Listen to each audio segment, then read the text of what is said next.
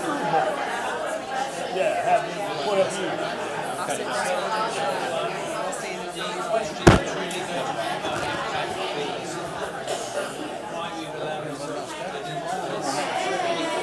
What pickle?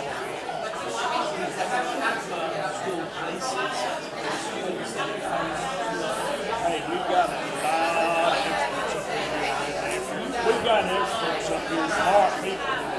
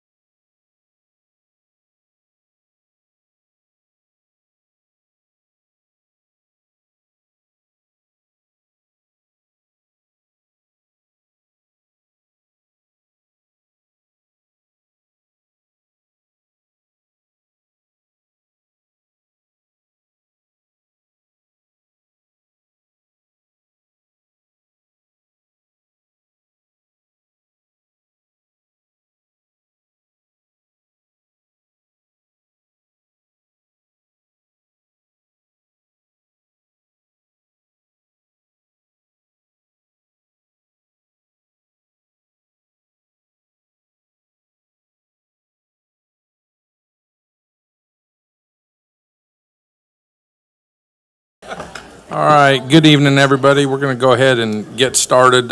We don't have as official of an agenda as normal, but we are going to go ahead and start with the prayer by Chris Bell, Pastor Chris Bell. I think he's here. Thank you. There you are, sir. Followed by the pledge.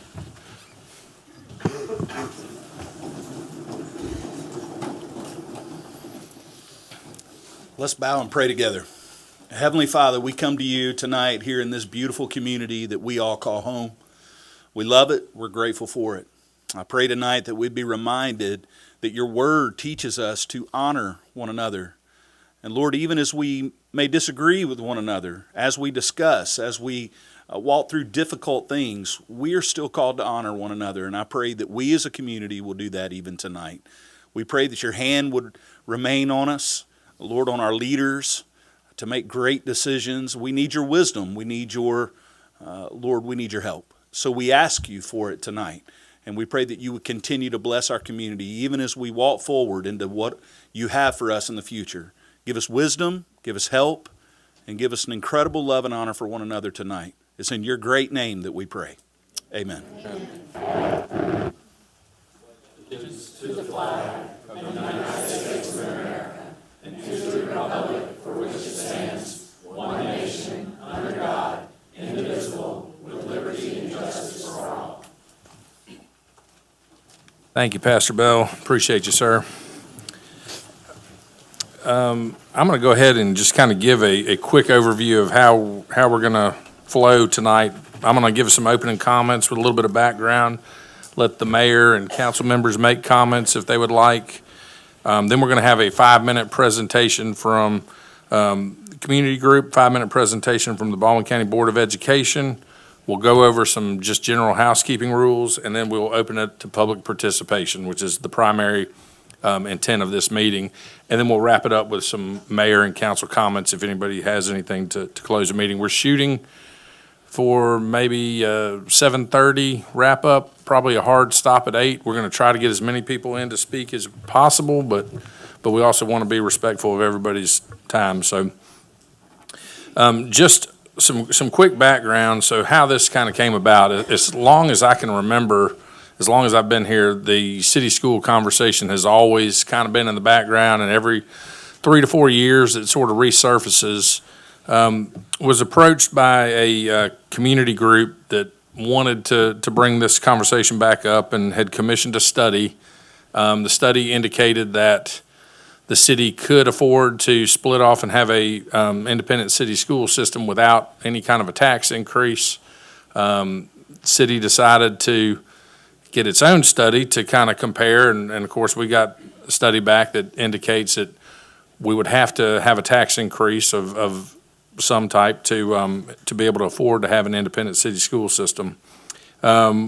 Discussed it, and I can only speak directly for myself. I think not all the council members may have even been on the council when this first came up, but was interested in putting this out for a referendum of the citizens to say, hey, this is your community. Y'all vote on whether you want an independent city school system or not. Under current state law, we learned that is not allowed. The only way to form an independent city school system is for the city council to vote on it. So we said, well, in that case, let's do a non-binding referendum and let the citizens vote on it.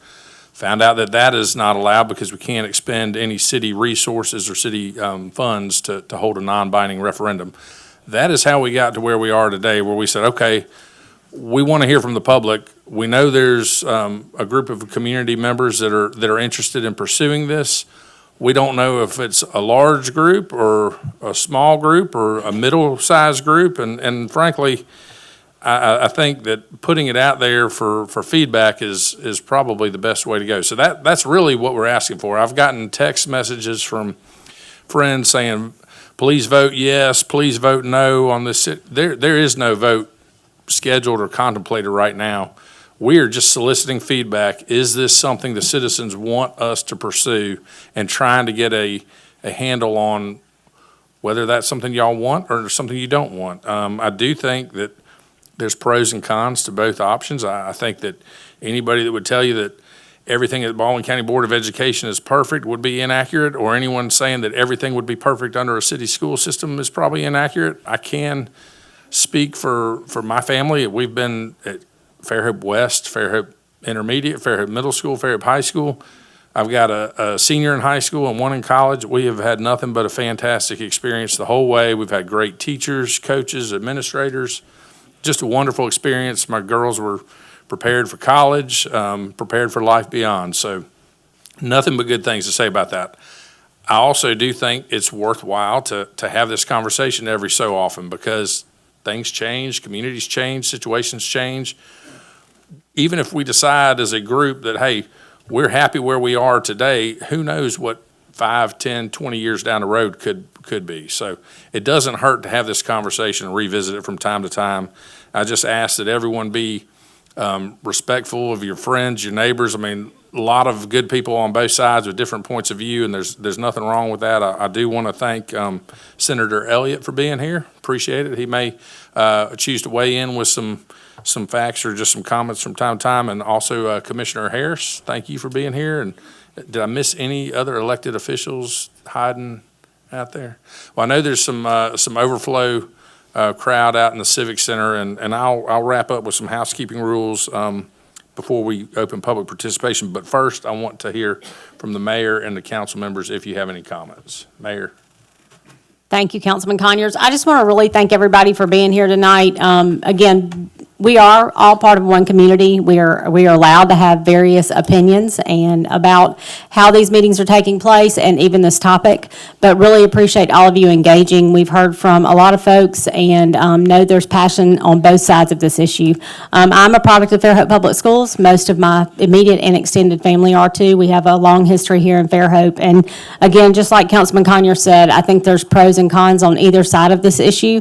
It's important for us to have these hard conversations as elected leaders. It's what we're elected to do. So thank you for being engaged. Thank you for giving us your input. And again, I hope we can all be respectful and have some good dialogue tonight. Thank you.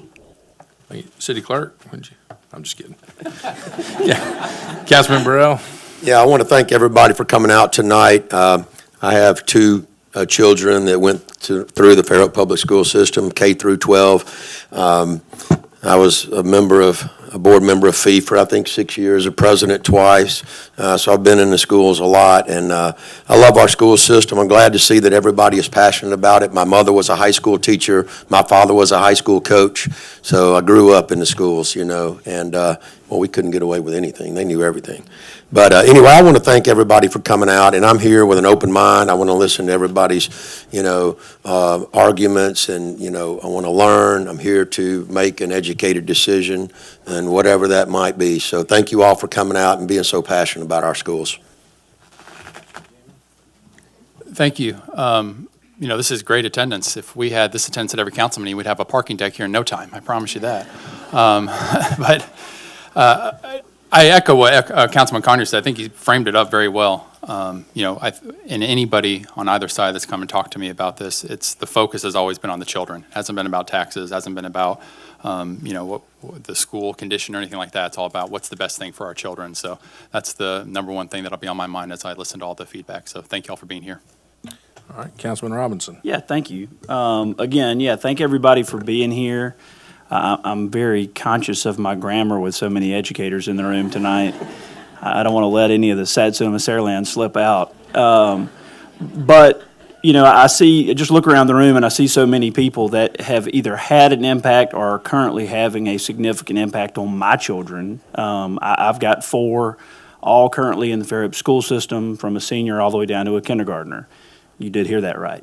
And so I am incredibly invested in making our schools the best they can possibly be, whatever that looks like. And so while I have had an unbelievable experience from west to east to the intermediate school to the middle school to the high school, I know that hasn't been the same for everybody. And so I don't believe in good enough. If there are ways to be better and to make it better, and to create better educational opportunities for our children, whether that's academically, athletically, or otherwise, I think we have a responsibility to consider that, which is exactly why we wanted these discussions to take place. But I think you also have to understand how great we have it currently, and I listened to people speak this morning from outside of Fairhope that have moved here recently, and they made the comment, it's not like this at every other public school, whether you're talking about Baldwin County, Alabama, or whether you go outside the state. And so in order to justify something like this, there has to be such strong support from the community in order to jeopardize what we currently have going in Fairhope. So I'm excited to hear everybody's opinions.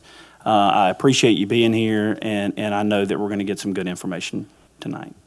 All right, thank you, sir. Councilwoman Booth? Well, I think everybody has pretty much spoken for myself, but I'm excited to see everybody here. I have an open mind.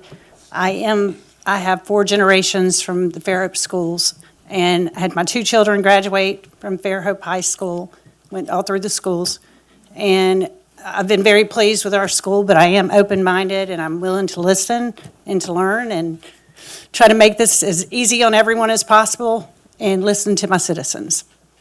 Thank you. All right. First up, we're going to have a 5-minute presentation. We're going to limit each side to 5 minutes, but I've got community group, and I'm sorry, I know there's a more official name, and no, there's not. Okay. We've got a community group. Whoever would like to speak and present for y'all, you got 5 minutes. All right, make sure it's on. Hello, I know many of you, but if you don't, my name is Amy Thompson. I've lived in Fairhope for over 30 years, and I've had 3 children proudly in Fairhope schools over the years, one of them a graduate of the IB program, stellar program. First and foremost tonight, this is not a divorce. It's a natural progression. And our very state constitution calls for cities over the population of 5,000 to separate and form their own entity. This is not a new conversation, as you've heard, but one that's gone on for well over 25 years. The first push for separation ended in FEEF. That was the evolution of FEEF years ago, this wonderful educational foundation that we have the benefit of. A later initiative that I became involved with is the financial crisis of 2009, when the county had to let go hundreds of teachers in arts, Spanish language, foreign language, all kinds of programs, and we felt like Fairhope could better manage those challenges if we separated. At that time, the compromise ended in the formation of the Education Advisory Commission and the city's pledge of $350,000 a year among all 5 schools in the feeder pattern. So many in the school system, I wanted to let you know, many in the school system and leaders that are right here in this room have shared with us over the years they felt separation was inevitable. We were told for years that this was a risky scheme, that solving the challenges would just be too complicated with the feeder pattern, that it would cost too much, just too expensive, too complicated. So why now? Well, we wouldn't be the pioneers. Fairhope has an ideal model right down the road in Gulf Shores, now Orange Beach. We also have the financial security of the 3 mil overlay, which is generating over $4 million a year. Today, as you all know, by its nature, Fairhope has one voice on a board that's accountable to everything from Bay Minette to Alberta. So imagine a school board uniquely focused on our priorities, vested in our community, and a superintendent who walks the halls and knows the name of every one of you, teachers who are here. In a county system, by its very nature, and understandably and responsibly, they are beholden to all students, but equity to all those schools has not translated to excellence for Fairhope. I would say otherwise, to explain that, we have great schools, absolutely, but I believe it's the culture of excellence in Fairhope that has created that excellence that you see. It comes from a culture of excellence, from teachers that pay for supplies out of their own pocket, for our education foundation that has poured dollars into all kinds of programs and teacher grants, from parents that fundraise and have underwritten playgrounds, from FEEF that underwrote the Black Box Theater that is primarily used now for school meetings and for not the robust theater program that we had at one time. Also, the Pelican's Nest, our award-winning science program. FEEF not only created that, but saved it years ago when the county had plans to cut it for budget reasons, along with our award-winning teacher there. The city is also pouring hundreds of thousands of dollars a year into our schools for maintenance and for athletic facilities. So I ask this, We're already funding the excellence that we are so proud of. So why not community ownership of our schools as well? So as you've heard, over the last 2 years, we've worked collaboratively with the mayor and city council, looking for solutions and information. That's what all of this is about. Yes, many of us did fund the PARCA study, which you will see tonight, some comparisons. And PARCA had also worked with cities all around the state. They've done this. They know the numbers. We have also met for years with leaders from other cities and also other school systems, from Saraland and Madison City to Trussville to Gulf Shores, of course, and Arab most recently. We've talked extensively also even today with the school funding expert who actually wrote the code and a lot of the legislative rules that govern school funding today. So tonight we have lots to share, but time limitations, understandably. But we want to answer your questions and we want to dive in deeper with some key points. So of course, how do we fund a city system? You have 2 feasibility studies to understand, and they're complex, well done. So the cities found that we could fund the system on our existing base. Ours found a significant surplus, and we'll explain why. Now, you may hear tonight that Fairhope will want more, surely, and then that will mean more taxes. Well, ironically, that is the point. Our priorities we have, from athletics to expanded classrooms to other initiatives, new equipment, we would no longer be at the mercy of the county. We can vote to fund our own priorities with those taxes if we so desire. You may hear tonight that Fairhope will have enormous debt on the buildings, lose its share of the penny tax, and that we lose our portion of the county's reserve fund. That is not so. So next, important to ask, of course, how do we keep the feeder pattern? Well, I can tell you this, in all the years I've been involved with this conversation, which is well over 15 years, there has never been any mention of anything but a desire for a 3-6-5-3-2 school system. All 5 schools, we are one Fairhope, and our goal is making Fairhope City Schools available to all of those in this existing feeder pattern, and there are multiple solutions. Teacher conditions and growth policies. Stronger teacher benefits and salaries are a hallmark of city systems. With more flexibility on how they spend their dollars, they can decide whether to add teacher units or other programs or enrichment. And when it comes to growth, we all know Fairhope is having explosive growth. We can better manage it with decisions on our priorities, not what the county what the county needs. City schools mean innovation. City schools lead the state in much more than just test scores. Teachers dream it, and they do it. You'll hear tonight about programs that did not happen at Fairhope High for years because they could not be offered to the entire county. You may hear that we will lose our IB charter, access to the virtual school, and Baldwin Prep. Fairhope IB is ours, and we can create our own virtual program, as Gulf Shores did, and in-house career academies that reflect the community's priorities. Excuse me. Yeah. It was 5 minutes. Oh, okay. All right. I'll wrap it up with that. That was my final point. We look forward to answering your questions. Grateful for all of you being here tonight. Thank you, Amy. All right, Bowen County Board of Education, 5-minute presentation. Thank you very much for having us here. First of all, I want to thank all the teachers that are here. I know this is very important to you, as it is to us. Just want to start out with just a couple of things, and I know numbers are always things that people look at. So I had Shane, our CFO, pull some numbers for us as far as capital improvement and other infrastructure things that we've done in the past 5 years for feeder pattern schools. And this hit every school in Fairhope. So in the last 5 years, we spent over $25 million in infrastructure buildings. That's not counting some stuff we did a few years before that.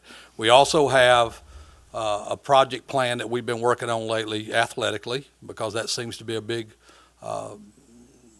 part of some of this that we've been working on. It's an $8 to $10 million project, and we hope to get back to that very soon.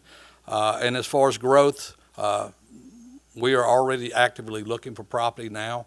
We need a new elementary school here in Fairhope, and those right now, on the last one, if you've noticed, we opened 2 lately. They're $44 million each right now, and that is something we plan to add to Fairhope as soon as we can get that started. So that's just some numbers. On a personal note, I've been a citizen of Fairhope for over 30 years. I raised my family here, my children, my grandkids go here. I love Fairhope. It's a fantastic place. I worked at Fairhope High School for 20 years. Loved my time there. But I got an opportunity down the road where I got to expand and move out, become a principal, assistant superintendent, and I got to see the county as a whole and to understand that there's other cultures and other cities and other students that are out there that have a uniqueness, and they bring a uniqueness to our Baldwin County public schools. It is our duty to provide the best opportunity for all students, for all communities. And that's why, as Baldwin County, we put so much resources into providing those things, from our curriculum department to our transportation department, our special ed department, our C&P department. There's so many wonderful things that we're able to provide every student. And that's not going to be possible when you decide that you want to do a single entity, not to the magnitude that we can provide those services. So I guess what I want to say, and I know a lot of y'all wearing this right now, we as a system owe it to our students and to our teachers and to our communities to work together to make sure that all students get those opportunities for a good future, and that we continue to work together because we are better together. Thank you.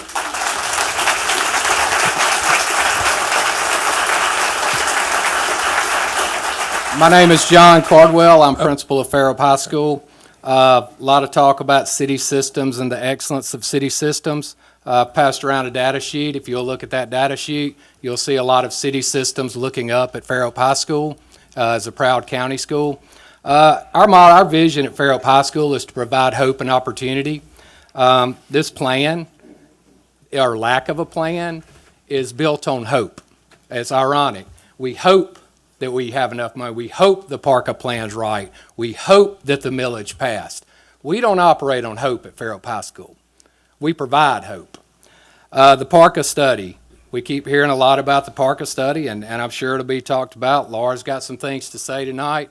The first study that came out in January 25 had a $5 million surplus. Ironically, the one posted on the city page had an $8 million surplus. So right off the bat, it's a flawed study. So the criterion study is more, to me, when you look at it, it takes in pooled expenses, does a better job of that. I urge you to dive deep into that. I want to end with this. This is, Fairhope High School is my heart. And that heart is Newton, that heart is Fairhope Falls, that heart is Echo Rouge, that heart is downtown Fairhope. Separating this system, and I know we're going to let everybody come, it's impossible. Annexing is not a phone call. So you're going to hear that we're going to let everybody come. It's just not true. And that's my fear. If you can make that happen, we'll talk. But if you can't do that, I can't talk. This is too big a gamble with all of our students' lives and tearing families apart for us to take a chance on maybe this will work. Fairhope High School doesn't deal in maybes. Time's up. Thank you. All right, thank you.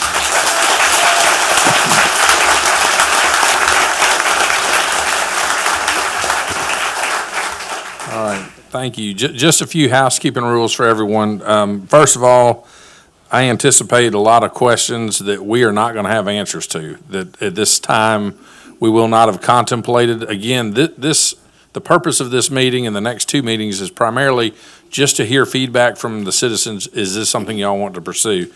Certainly happy to take questions, but we may not have answers, so just know that. When you come up to the microphone, you need to give your name and address to the city clerk. You'll have up to 3 minutes to speak.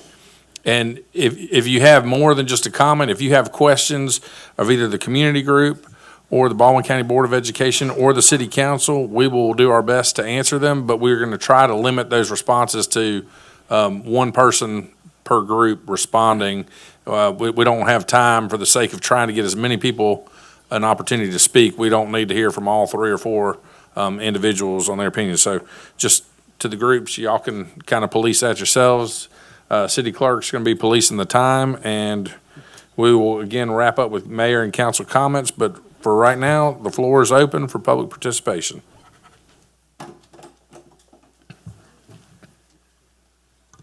Hello, can you hear me? Yes, ma'am. Okay. My name is Laura Smith, and I live in Idlewild subdivision. Is it, Oh, I guess, Can you- we can hear you, but is the I don't know if microphone the- turned on? Or maybe, I don't know, is it? is there a green light? Is it on now? Is it on, Yes. okay, You might just need to stand a little closer to it. Yeah, there we go. thank you, thank you. So, my name is Laura Smith, and I graduated from Fairhope High School in 2006 as valedictorian. I'm currently the IB English teacher. So I feel as an employee in Fairhope Schools that we currently have the best of both worlds, that we have the economy of scale and the support of Baldwin County that keeps our costs low, but we also have the control of 3 mil money and FIF that allows us local control about specialized programs and funding. With this, we've had great success. Our academic rankings have actually climbed since the 3 mil tax increase was passed. And on our most recent state report card, in academic achievement, which is the category I'm most interested in, Fairhope was 3rd in the state. Gulf Shores was a full 18.21 points behind Fairhope on that metric. I'm not looking to Gulf Shores as our model, respectfully. Now, I do want to point out there were 2 city school systems that scored higher than us in academic achievement, Mountain Brook and Vestavia.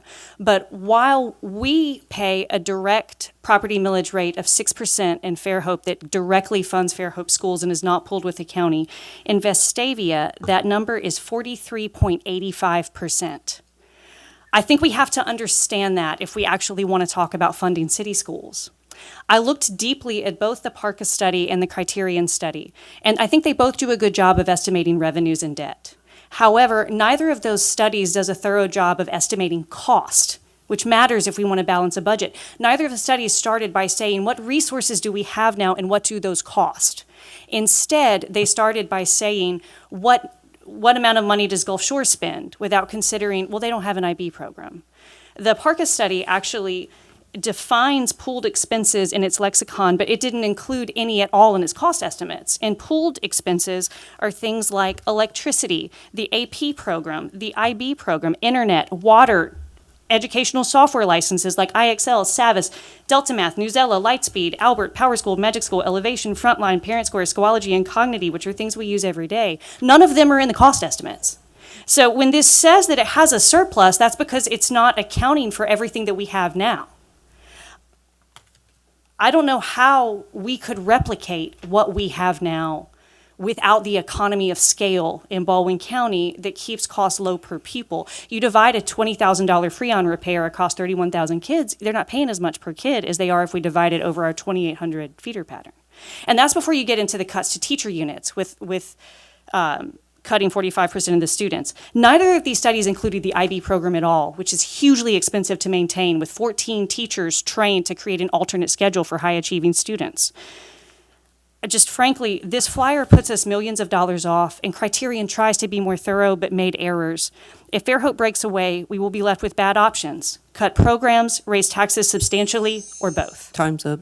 All right, Thank you.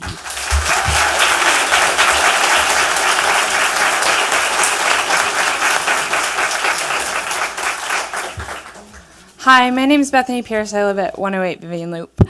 I just wanted to start with a question. Do y'all enjoy music, art, fashion? Do y'all have a financial advisor? Do you love a home-cooked meal? Or do you own a business? Those are all careers that fall under departments that Fairhope High School gives students an opportunity to attend classes for. Fairhope High School, every single year, a list of electives are given to students that they can choose from that suit their interest or what they might do for a career path. Students pick things based on the passions that they have, the purpose that they find in life. They find friends through these departments. They get accepted into colleges and get scholarships through these departments. And pulling away from the county puts all of these departments at risk. Personally, I'm a part of the dance collective at Fairhope High School, and I get to spend 2 periods of my day at dance, learning from agriculture to band to piano to dance to our business and finance classes to our fashion design classes that I mentioned earlier. And I think that all aspects of this should be considered because all students are involved in that and not just the athletics that y'all are wanting to highlight and improve. I think it's a great thing to do because I love attending a good football game. I love when the Fairhope Pirates win, but I also think it's important to consider all the students, not necessarily academically, but also in the departments where they are looking for their careers and their futures. And so I do have one question. It doesn't necessarily have to be answered, but it's mainly specifically for Mr. Cardwell is, like, how many of these elective teachers are at risk because of this budget? Or you can answer either or. What benefits have you seen, like, from these departments specifically regarding, like, the students and where they've gone? The benefits are you standing right there confidently.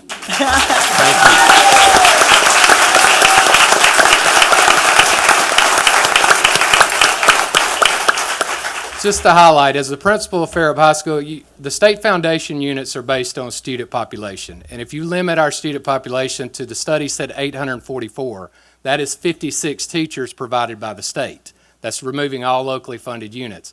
Currently at Fairhope High School, we have 100 teachers, not counting paraprofessionals and other professionals running around, speech pathologists. We don't count that. We're talking just teachers. So I'm able to offer dance, piano 1, 2, 3, 4, choir, a new men's choir, everything else that we have. And so there would be drastic cuts. It would be from 100 to 56 teachers. As the fiscal leader of that school and having to keep up academics, we all know where those cuts start. It's been the fear. It was, as they mentioned, in 2009 when I was at Alberta High School.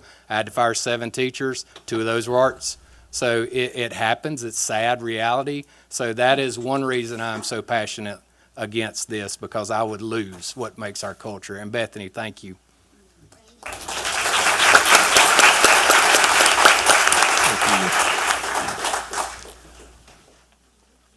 Good evening. Hey, how are you? My name is Corey Young, and I live at 111 Kiefer Avenue, right around the corner. I'm going to make a quick statement, and then I'm going to ask a question. So I'm here as a parent who sent 2 daughters through the Fairhope K-12, and also as the former executive director of the Fairhope Educational Enrichment Foundation. The first job I still have, the second one I held for about 5 years. As such, I see friends and acquaintances here on both sides, lots of teachers, lots of other parents. I was in school, our kids were in school with their kids. So, you know, we want to keep all of this very friendly. So during my time with FIF, I listened to principals and teachers and parents express their needs and desires for the Fairhope schools. As we work together to raise money so that all the children in the Fairhope feeder pattern could have access to an excellent education. Among others, FIF helped start or enhance science programs, IB, AP, art, summer tutoring, music programs, engineering, theater, and consumer science. And I know that we all agreed with the adage, a rising tide floats all boats. In September 2019, more than half of Fairhope voters who went to the polls supported instituting a 3-meal tax for 30 years. An independent local commission works with our school personnel to determine how the money should be spent on academics. So in essence, that's a local control. With its ability to spread taxation across the entire Fairhope feeder pattern, I have always felt the 3-meal tax was the best compromise between those who wanted to split and those who wanted to stay with the Baldwin County Board of Education. And if our goal is excellence, so I'm going to follow up on what Laura had to say here for a moment, the tax is working. I spent the morning, and this was not how I planned to spend my day, doing the tedious job of sorting Alabama State Department of Education spreadsheets for Fairhope High School rankings. Following the vote for the tax, we immediately had COVID, for which the state has or has not released any public data. But beginning with the 2021-2022 school year, Fairhope High School ranked 25th in the state for the metric All Students Academic Achievement. The following year, that number jumped to 6, remained approximately steady at number 8 for 2023-2024, and as Laura mentioned, jumped all the way to number 3 in 2024-2025. Again, that's from 25 to 3 in 4 years. My ask of you tonight is to stay the course and continue to allow that tax to do its job funding teachers and programs so that all children in our area benefit. So, can I ask a question? Of course. What will happen to the tax for outside the Fairhope city limits if we separate? Does anyone? Oh, yes, ma'am. I'll permit that if you. He can get it. We'll get back to you, girl. So yeah, the 3 mil tax is, as you know, based on the residents within the feeder pattern, and the ones outside of that feeder pattern, it would go away. Okay. All right. Yes, ma'am. My name's Maddie Hammond Waycaster, and I live at 470 Bartlett Avenue. For those who don't know me, I'm a junior at Fairhope High School. I'm here tonight because the decision you're considering isn't abstract to me. It's personal, and it affects students like me right now. I understand why the idea of Fairhope City school systems is appealing. More local control, better facilities, and more say in how money is spent all sound like good things. And I don't doubt that Fairhope is capable of building a good school system. But before the city decides this idea should move forward, I think it's important to be honest about what students already have. When I started 9th grade, I thought volleyball would define my high school experience. I had played competitively for years and played for Fairhope freshman and sophomore years. Then I was diagnosed with a heart condition. And eventually I made the decision to step away from school volleyball. That was much bigger of a change for me simply than just stepping away from a sport. It had a huge part of my life till then. By then, Fairhope had already helped me discover that there was more to me than that. Today, I'm vice president of FBLA and president of Club America. I also have been enrolled in the CTE Marketing Lab and am very proud to get these opportunities. I didn't walk into 9th grade knowing any of that would be a part of my future. Fairhope helped me find it. That is why I think adults considering this need to ask what educational problem they're actually trying to solve. Fairhope High earned 92 on its most recent report card. Students already have access to AP, IB, CTE, dual enrollment, specialized programs, and partnerships that have come from being a part of a much larger school system. Could Fairhope recreate those opportunities? Probably. But right now, they already exist. And when you are talking about a student's education, there is a big difference between what exists today and what adults hope they can rebuild later. The city's own study also shows that only about 55% of students in the current feeder pattern live inside city limits. The others are not numbered on a page. They are classmates, teammates, and friends. They're pirates too. A line on a map does not change that. I'll graduate before the 5-year transition would ever affect me. That is exactly why I'm speaking. I already had these opportunities, and students coming behind me deserve them too. So study the taxes, study the facilities, study the local control, decide whether Fairhope can do this. But before you decide whether it should, please answer the question that matters most. What will students gain? What is worth risking? What they already have? Because the ability to build something new is not proof that it will be better, and the next generation of Fairhope students should not have to be the experiment that proves whether it is. Thank you so much. Thank you.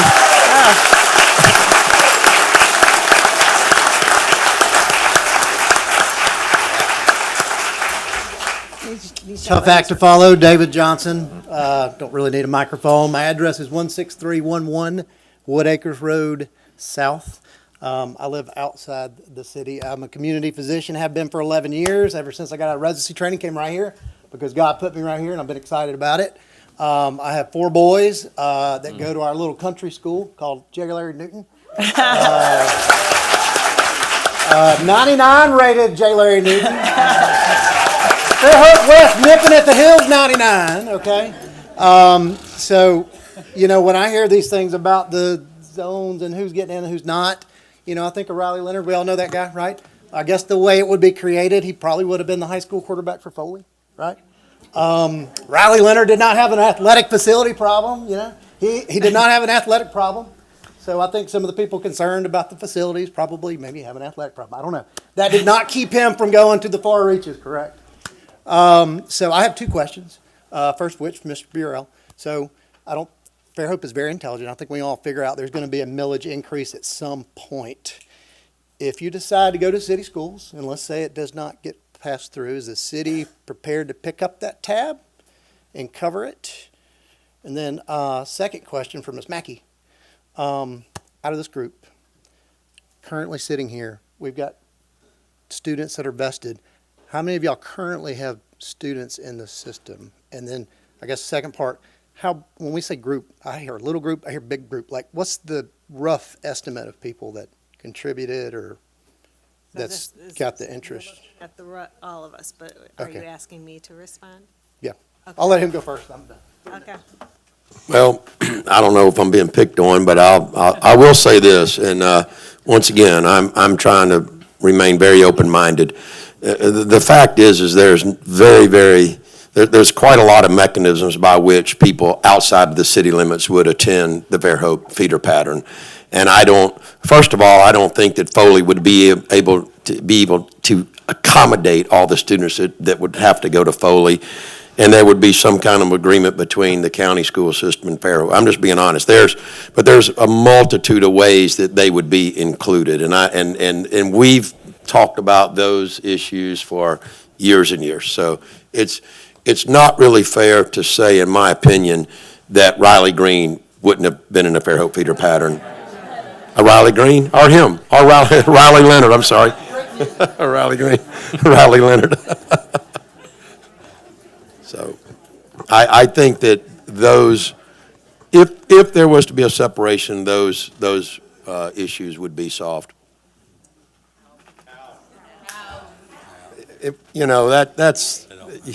There's a lot of different ways. You could charge the property tax for what the value of their home is. You could negotiate with the county to say, look, you don't have enough facilities in these other schools. You're going to pay us for these kids to go. There's a lot of different ways. You could talk about this for hours and hours. So I'm just being honest, okay? He asked me the question, put me on the spot, and that's my opinion.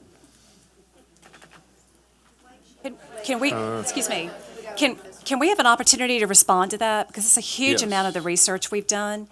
And to your point in questioning us about are we valid because we don't have children currently in the system, I'd just like to say this conversation and the concern has gone on, as I said, for 25 years. I've been involved for at least 15 years of that. My first meeting that I attended to talk about city school potential, I brought my son who was in a stroller. I dropped him off at college last week. So we've all been thoroughly vested, and Rose was one of his teachers. I love these teachers in this room. Many of you have taught my children. I love Fairhope schools. It's about what can be. I hope you don't think that we don't have a valid voice or should be disregarded because I don't have children currently in the system. I'm hoping that you would respect our involvement. None of us have any gain here. We've put an enormous amount of time and energy and good faith to research this. We're parents, we're volunteers, business owners, and there are dozens of other people that are supporting this and have also helped to pay for the study.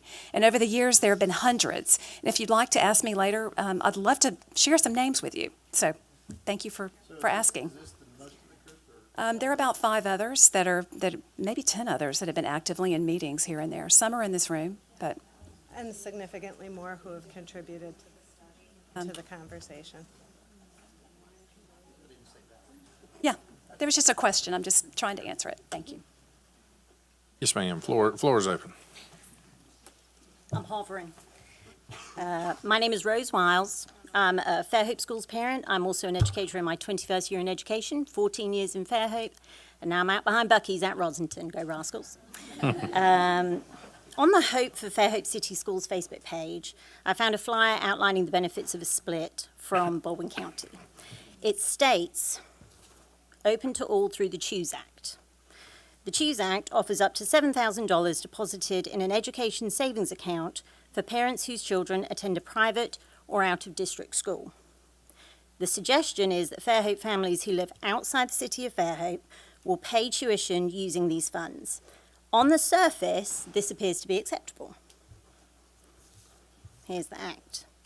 Page 10 reads that the CHOOSE Act schools agree not to discriminate based on the grounds of race, color, or national origin in the provision of its services. And that's it.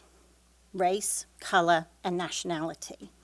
Not faith, gender, disability, health, wealth, grades, past trauma, athletic ability. I could go on. This raises a crucial question. Will all students in our community be able to attend Fairhope City Schools? I found clarity on page 13, where it states, schools shall be given maximum flexibility, not some, maximum, to accommodate participating students and may create a process for accepting, selecting, or limiting the number of allowable participating students who are not assigned to that public school. The next section goes further.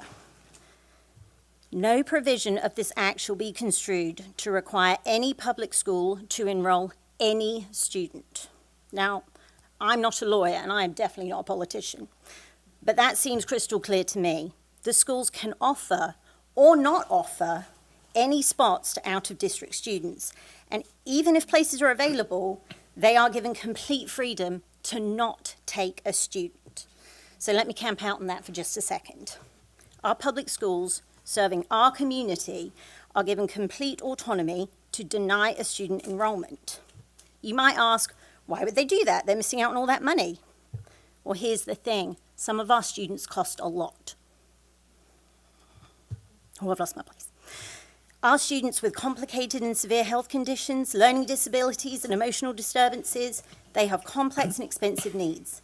They need nurses, resource teachers, social workers, counsellors, the list goes on. And the city schools can opt out of that student. They can say, no thanks to your child with a debilitating disease. They can say no to your neighbour's kid who has an IEP, or your friend's grandbaby who went through a traumatic experience and doesn't trust adults. Right now, your children, our children, are guaranteed a free and appropriate public education right here in Fairhope, the community they live in. I don't think it's worth risking that.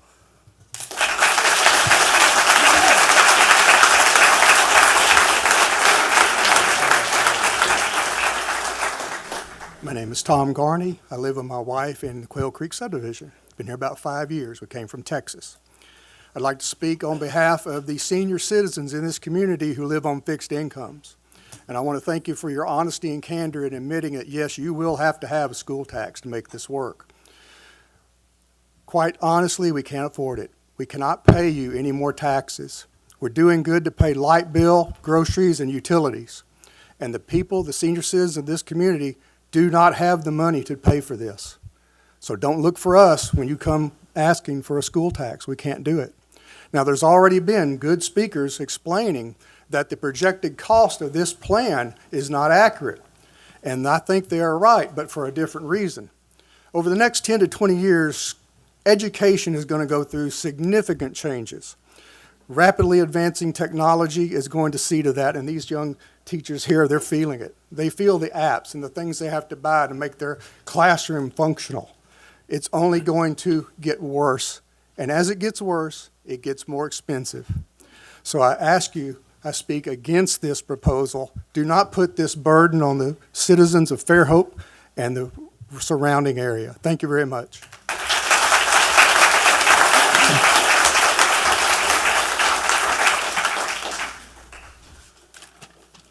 Good evening.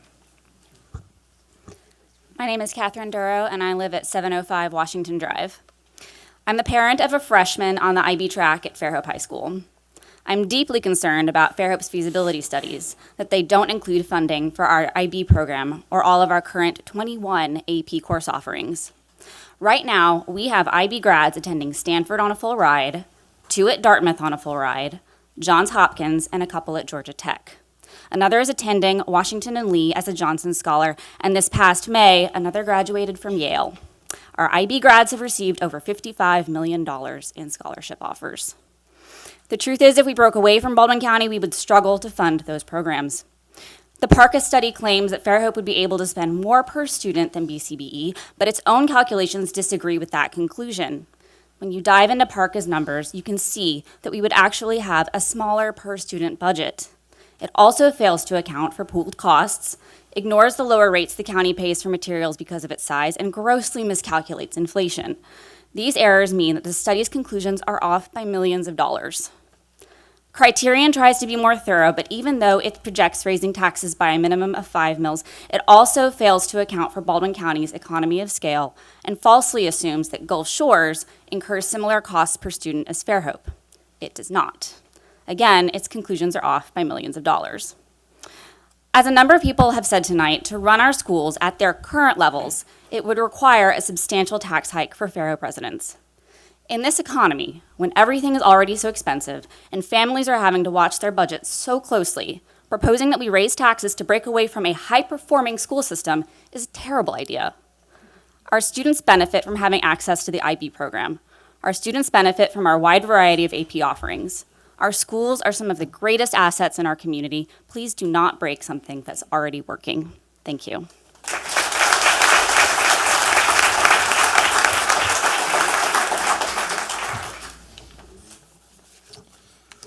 Good evening. I'm Gustavo Duay, Idlewild Subdivision. I've heard ad nauseum the argument that under a city district, we would be able to control our own school board. So my question is simple. How much is control worth? The Parka study claims that we could split off from the county and not raise taxes. Sure, we could, but we would lose tons of academic programs that have kept Fairhope near the top of the state in academic achievement. Their Criterion study says we need to raise taxes by at least 5 mills. This is also inaccurate. The Parka study completely left out pool expenses, and the Criterion study didn't accurately take into account the number of support staff we would need, among other expenses. In order to keep what we have, we would likely need to raise taxes by 15 mills or more. So I ask again, how much is control worth? Is it worth a tax hike of 15 mills? That is not a far-fetched number. I pulled the millage rates for all state schools for the from the Alabama Department of Education website, and it shows that Fairhope has a total millage of 15. The only 2 schools in the entire state that are ranked higher than Fairhope in the state's report card for academic achievement, I have it right here, Vestavia and Mountain Brook, have millage rates of 49 and 46 respectively. And I'll point out that neither of them has an IB program, even with millage rates 3 times as ours. Neither is Gulf Shores or Saraland, by the way. I'll also point out that Fairhope beat all of the schools in ELA achievement, ranking us number 1 in the state, no doubt because my wife is an English teacher there. So how much is that control worth? Is it worth doubling or tripling our millage to get fewer academic programs? And also, I want to second note about control. Has anyone ever tried to get a hold of Cecil Christenberry? And I am genuinely asking, have you? Because he's very approachable. A few months ago, I emailed him with a question, and he replied with his personal cell phone number. And when I called him, we talked for 45 minutes. And ever since, he has texted me every single time the issue that I brought up gets discussed without me having to ask him. And I am so sorry for telling everybody here that if they email you, you're going to send them your cell phone number. But that's the kind of person that he is. So the point remains that the school board is not only easy to reach, but they're more than willing to work with parents, answer questions, and go above and beyond. So this idea of control is nonsensical. We have control already. You just need to be willing to engage with the board and get involved in your child's education. Y'all, what are we doing here? We stand to lose so much and gain so little. I beg of you, council members, shut this down. And I ask those of you here or watching at home, dig into these numbers yourself. It doesn't take a math genius to see that if we split off, in order to keep what we already have, we would be at a budget shortfall of millions of dollars. We are better together. Let's put this to rest. Thank you. Can I ask a question? Yes, sir. Sorry, I would like to ask you all a question, if you don't mind, real fast. So according to your study, we would be able to keep what we have without raising taxes. Is that correct? I mean, that's at least what I saw from the Parker study. Mm-hmm. So my question is, if you are incorrect about that assessment, are you, the 4 of you sitting right here, willing to pick up the tab and pay those extra taxes so that the rest of us don't have to? I'm not sure that's a serious question. No, it is a serious question. I don't want to pay more. Okay, but I appreciate your input, I really do. But I think what's also not been factored in to either one of these studies with assurance, which should be known, and I would recommend, I hope to talk to the council and Sherry later, but the assurance that it is very unconstitutional and should be legally challenged the way Baldwin County is hanging on to the demand that we repay the debt on buildings that do not have debt. Also, they're hanging on to the penny that is due us. Also, the reserve money, they have an enormous amount of reserves, and we are due a portion of that. Those are millions and millions of dollars that were not assuredly factored into either study because it was considered a question mark. But I can tell you legally, I've had assurance even today from some of the highest authorities that deal with this, that Baldwin County is threatening to keep money that is due the city of Fairhope. And those would be change makers for either study. So there's more to the conversation. Okay, so that's a no then. Thank you.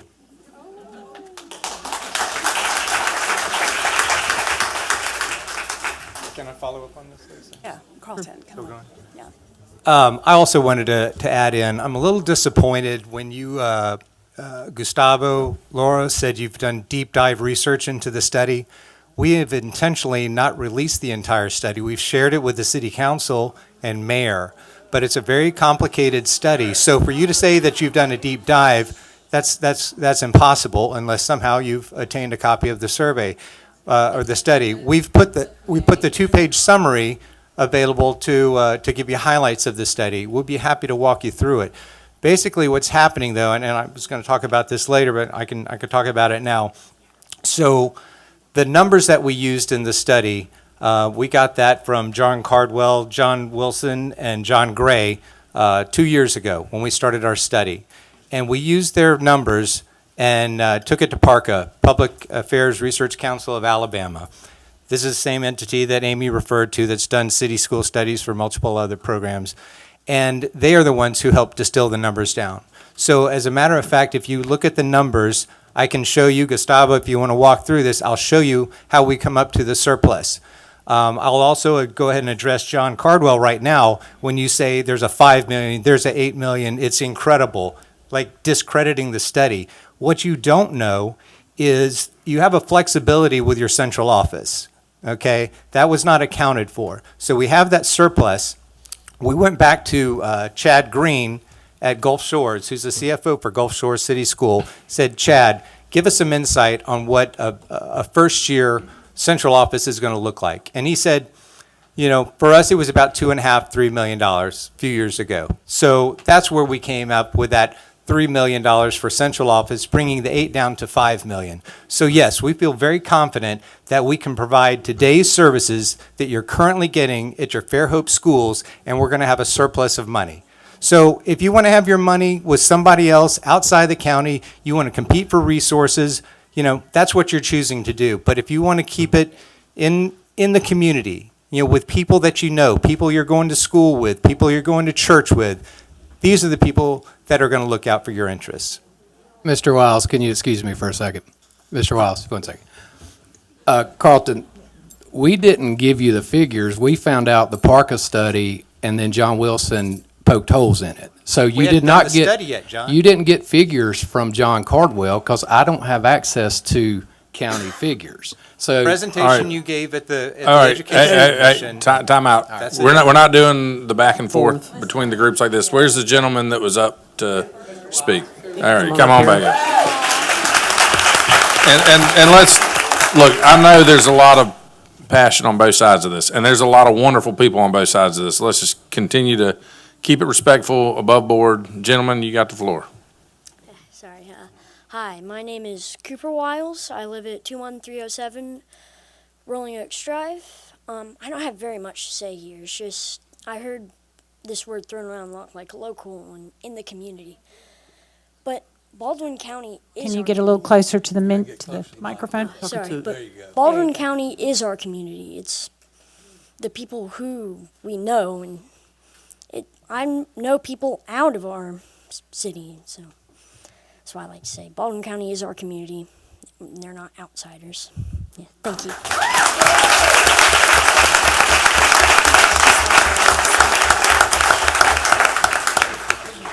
You've already spoke. Am I allowed to speak a second time? No. Okay.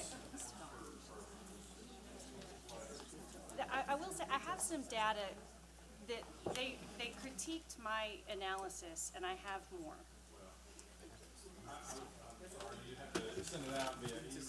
Okay. That's okay. Keep it flowing.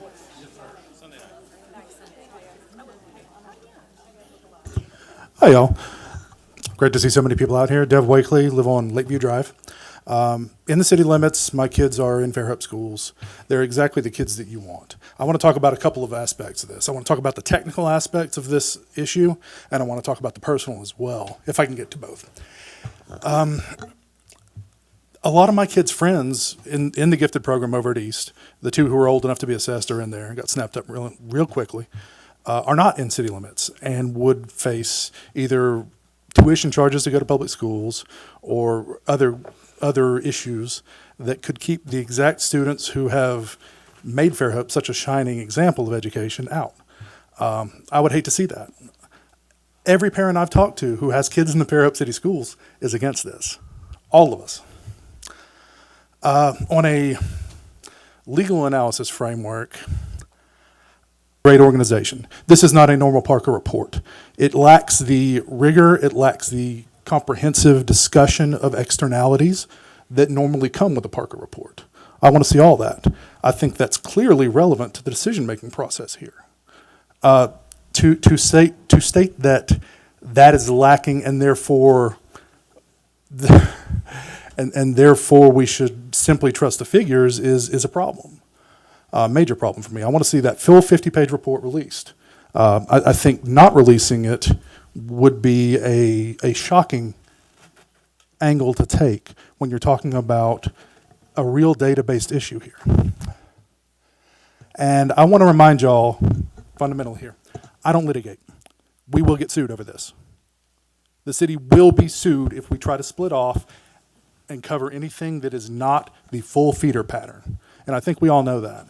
We talk about Gulf Shores, we talk about Orange Beach, but additionally instructive is the Gardendale split in Jefferson County a few years back. I was interning at the Northern District of Alabama when around the time that went through, and it was a train wreck. That community got dragged through the mud, and its reputation suffered drastically. One thing that I want to have happen is for that Parker report to discuss the externalities of reputation loss and consequent tax revenue loss from tourism in Fairhope. There's a lot going on here that we do need to consider. I want to consider the well-being of all those kids outside city limits. It makes very little sense to potentially ship Fairhope's next 36 ACT 20 miles away to Foley or Daphne. And a 40-mile round trip is going to occur. Thank you. So thank you all very much.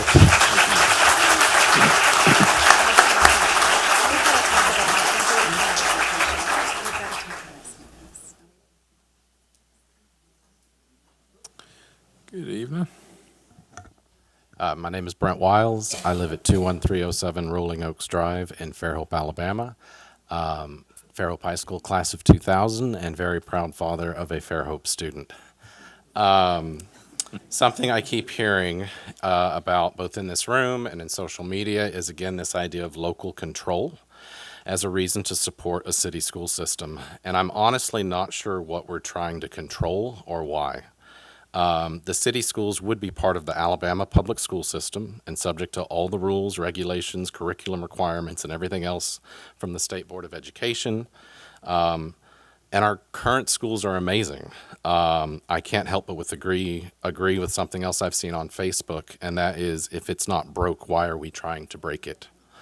I love the fact that Fairhope schools are top performing schools with a broad socioeconomic student base. Our high school offers IB and AP classes, incredible athletic resources, and everything else in between, as our students have just discussed, to kids in trailer parks and kids on the bay. And in my opinion, that's brilliant. Rising tides raise all boats. I'm not interested in our schools becoming private by city limits. However, one aspect of local control that does come to my mind and is a concern that I have shared has been the speed of our community's growth and the impact that has had on our school system. I strongly believe one of the primary reasons families move to and remain in our community is our outstanding school system. This has been the case for decades. It's why my parents moved here in 1993.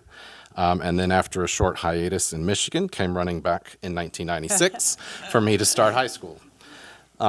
This growth has kept our community and our economy vibrant and thriving. It's how a small Alabama town had resources to maintain and develop a gorgeous downtown when others lost theirs to strip malls outside of at the highway. I've never really understood, though, why the city, specifically the Planning Commission and the council, does not work more closely with the county school district to moderate growth and allow the school system that gives so much back to our community the opportunity to plan and prepare better for that growth. The city of Fairhope has planning jurisdiction over county land as well as the city limits, outside or adjacent to the city limits. And the city council typically follows the recommendations of the planning commission. However, a couple of years ago, when my wife and I mentioned the potential impact to the schools of an almost 200-unit development with 3 bedrooms each and 16 acres, we were told by the planning commission that was outside of their remit. Today I checked. According to the city zoning ordinance, the Planning Commission is to review and make recommendations on zoning amendments for compliance with the comprehensive plan, and then to get down to the bottom, to facilitate the adequate provision of transportation, water, sewerage, schools, parks, and other public facilities. So I would just say real quick, my question is up. I'll ask as a question. Rather than fracture from the Baldwin County community, I ask the city council if we would consider adding the impact of growth to our school system to the Planning Commission's remit.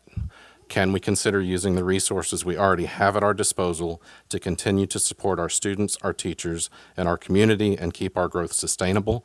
Go Pirates and Baldwin proud.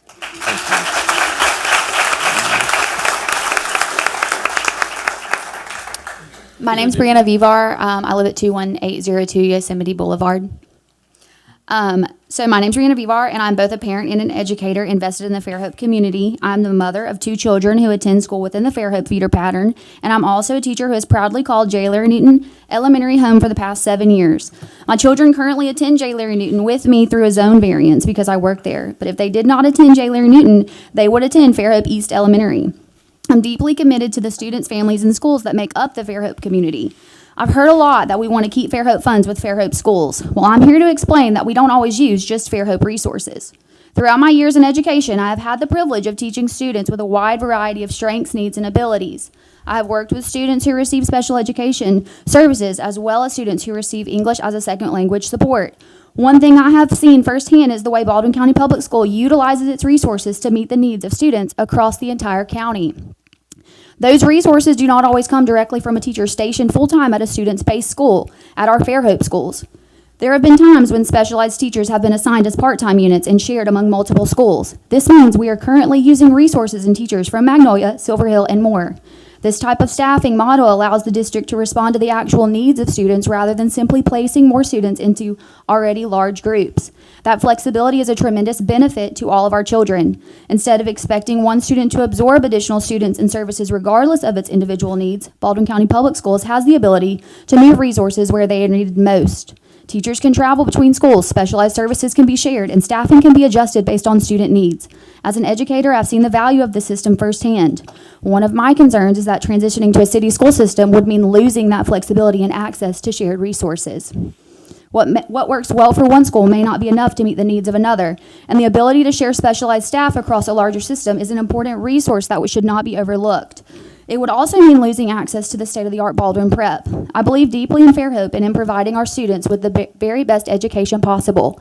As a parent, I want my children to have access to every resource they need and to every opportunity they want. And as a teacher, I want my students to have the same thing. And right now, within the Fairhope feeder pattern, as it is within the Baldwin County Public School System, they do. On a personal level, my husband and I were both born and raised in Baldwin County. After getting married, we bought a home in Loxley and ultimately sold it and rented a home while we prayed and carefully considered where we wanted to put roots down. We considered our beach town neighbors and their city school systems, and ultimately we chose Fairhope. Not simply because we loved the community, but because we believed in the public school system and the quality of education our children would receive here. Every school in our Fairhope feeder pattern currently has an A ranking. Those accomplishments do not happen by accident. As a parent, I'm proud that we made the decision to call Fairhope home, and as an educator, I'm proud to be part of the system that has helped make these schools successful. Simply put, there's nothing broken here. There's nothing that needs to be fixed. Our schools are thriving, our students are succeeding, our teachers are serving communities, and families like mine are intentionally choosing Fairhope because of the quality of education our children receive.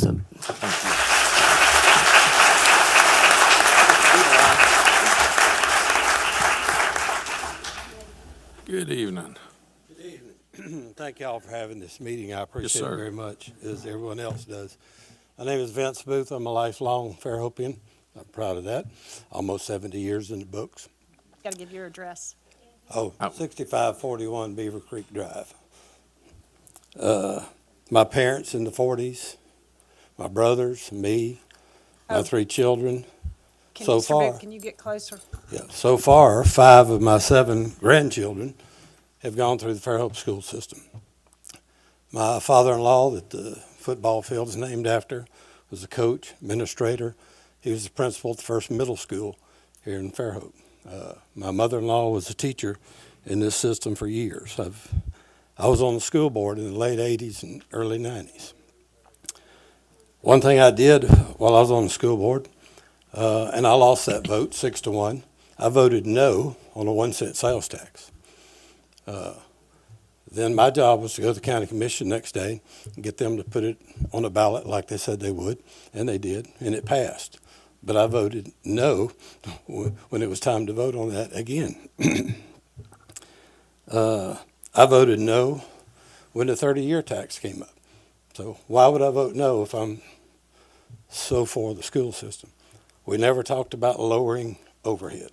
We talked about increasing spending, but we never talked about budget of lowering the overhead. Our schools are good. They're very near the top in the state of Alabama. We're somewhere in the 40s in the country. We're not in the top 10 in the country. We're way down there. So good is not good enough. We can do better. Overhead. Marty, you might have noticed, as soon as you got the job, I said, congrats, Marty, on Facebook, because I know you, respect you, think you'll do a great job. So I'm fixing to say something about superintendent salaries. It's not pointed at you. We paid Eddie Tyler $314,000 plus benefits. Just look at a few numbers. The mayor of New York gets $258,000. Chuck Schumer, y'all might have heard of him, been in Congress for 30-something years, gets $193,000. Gavin Newsom gets $245,000 to run the worst state in the country, financially speaking. $174,000 U.S. House of Representatives. Chris Elliott's here tonight. He's making $62,212. And we're paying our superintendent $315,000, or our former superintendent. Marty, I didn't look up your salary, don't know. We're paying our former superintendent. So let's dive into all the numbers. Because these 2 studies compared current spending. The spending doesn't have to be at the level that's been allowed to be at the Baldwin County Board of Education. Thank you. Thank you, sir.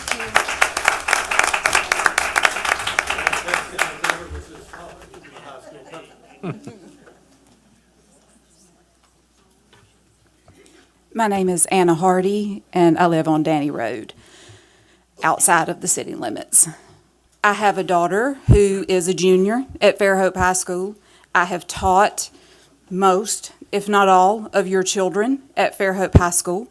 I have taught or worked in that high school since I was 22 years old. My first class that I taught celebrate their 40th birthday this year. Well, you don't look like it. That's because I get Botox. Oh, my gosh. I love your hair, too. I would like to say that I taught English for 20 years. I taught essentials. I taught regular. I taught honors when that was still a thing. I taught AP. I have taught every level there is to teach, 9th grade through 12th grade. And I can say that since I have been out of the classroom for 6 years, I am out of touch with what happens in the classroom. And I would not need to step in today and try to teach an English class because methods have changed. Everything has changed. COVID changed everything. And it most certainly changed what our classrooms look like, and it changed what's needed at the central office as well. Now, I won't argue that teachers don't need more money because they do. They do. And I think that most people would agree with that. But what I will say is that our central office staff, even though it may seem to someone who does not work with them on a daily basis, it may seem like it's top-heavy, but truly it isn't.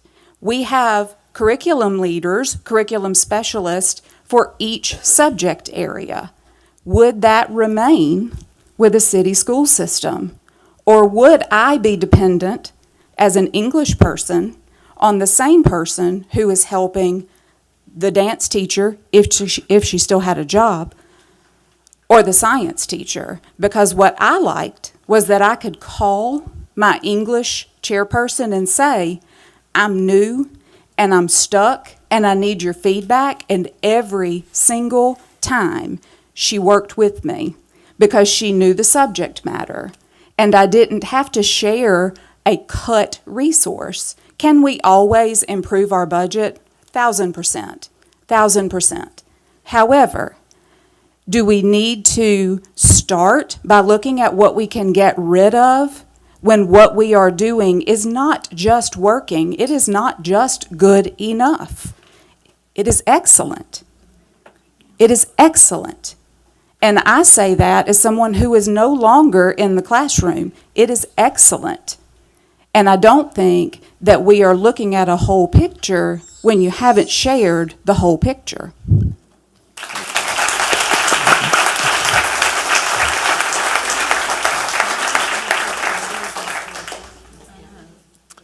Good evening.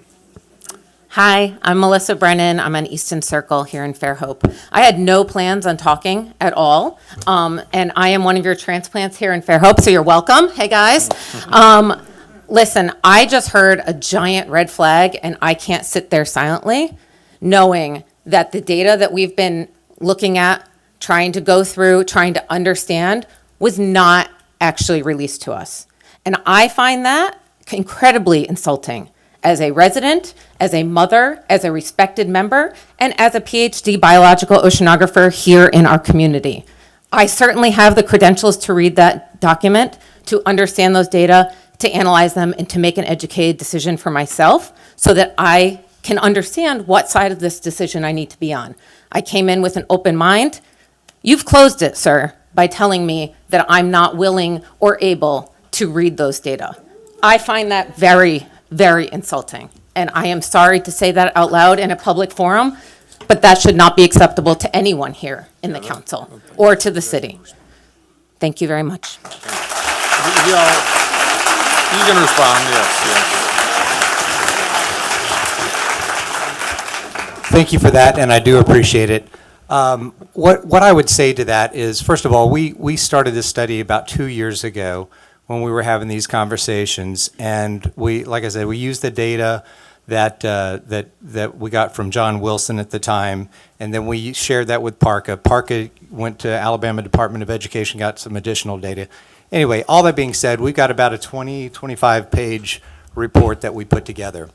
We shared that with the city council and the mayor because we were working collaboratively with them, trying to get them on board with the whole concept.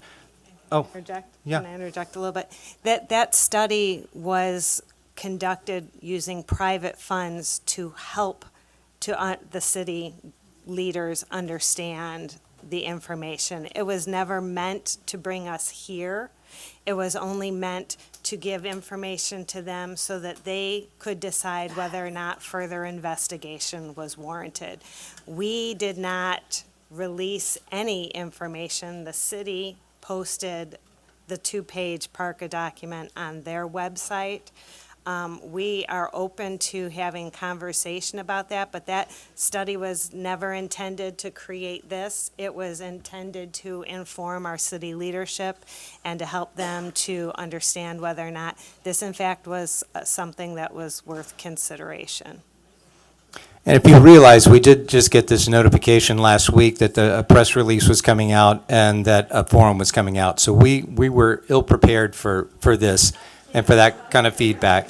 So Well, and that's great, but at the same time, you've got Baldwin County Board of Education that has all of your contact information, your email addresses that can blast things out. They have a budget for professional communications, lobbyists, strategists. They've got all that going for them, and that was another reason to keep the study close to the chest, because we didn't need to share with Baldwin County what they may use it or how they might dissect it. We need to keep moving on. Okay, so, but I do appreciate your comment, and I understand that, because I'm an educated person as well, and when I couldn't get the information from Baldwin County, it was offensive. Hi, I'm Haley Harbo. I live at 11439 K Fall Street in Fairhope. I'm a proud teacher of J. Larry Newton, but I also wanted to speak on something that was brought up earlier today. It was talking about how teachers, myself, I teach third grade, spend money out of our own pockets, which can be true, but I wanted to highlight the fact that I've taught in several other systems, including a city school system in the state of Alabama. This year, I was given $1,000 by Baldwin County, as well as every teacher, to spend in my classroom. There are certain rules, but that's a substantial amount of money that will last me all year. My other city school systems, I was giving $200 for the entire year. I've taught in 2 other school systems. So I just wanted to bring up the fact that we are well supported. So when it comes to how much money to spend in my classroom at my leisure, I feel well supported. So that's all I wanted to say.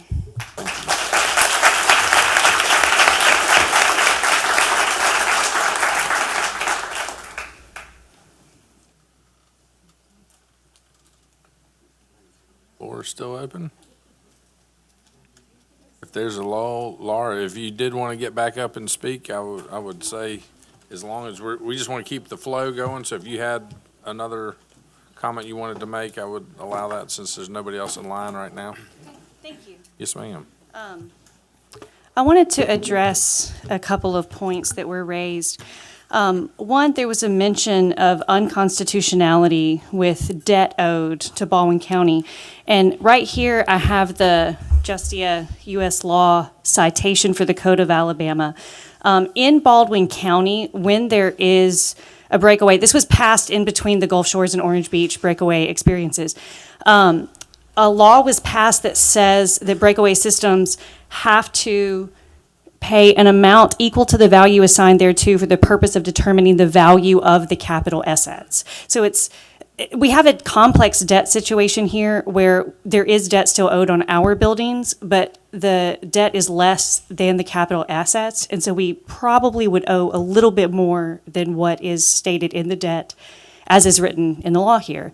But more than that, I wanted to talk about the numbers, because the Parka flyer that has been circulated has a footnote on the cost estimate. It's the only cost estimate on the entire flyer, and it's only for direct expenses.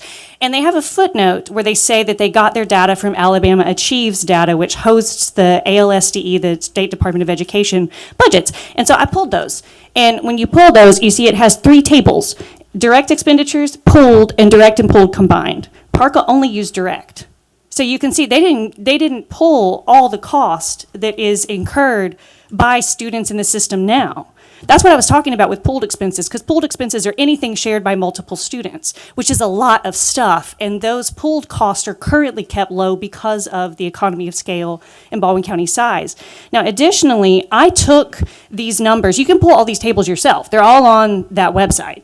The only one you can't get is 2018 because it's so old that they deleted it. But you can get the other 4, 2019 through 2023, and I took these tables and I averaged all the direct expenses and I ran them through the BLS inflation factor that's linked on footnote 7. And when you do that, you get, I made a spreadsheet that does it for you.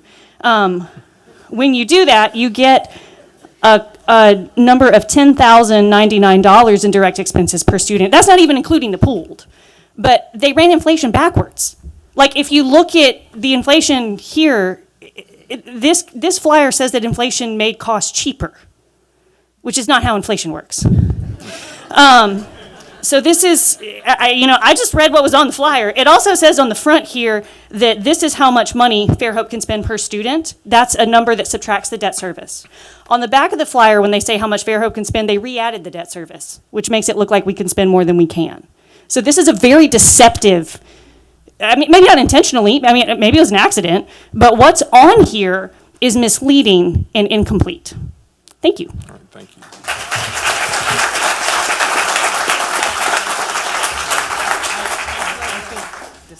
Yes, ma'am. Hi there. Good evening. My name is Katie Charette. I live at 390 Craftsman Avenue.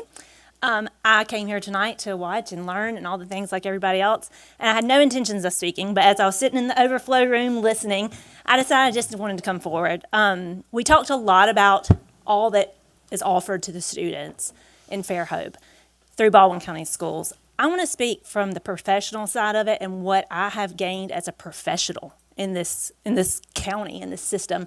They don't just pour into the students, but they pour into us. The amount of professional development, the colleagues that I'm surrounded by in heaven, that I was afforded this opportunity. And I just wanted to go on record for saying how grateful I am as a professional for the learning that I get as an educator.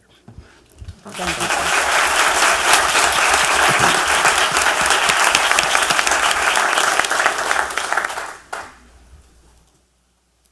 Yes, ma'am. I just have a quick follow-up question. Yes, ma'am. I heard at the beginning of this meeting that the purpose of this meeting is for the city council to understand kind of where the public stands on this issue, and get our feedback. I think it's pretty clear what the feedback is, and I think it's pretty clear where everyone stands, minus 5 people, really 4 and like a half. So I guess my next question, well, maybe there's 5 or 6, cool. All right, so anyway, sorry, we're not in. Okay, just one. So I was just wondering, what are the next steps then?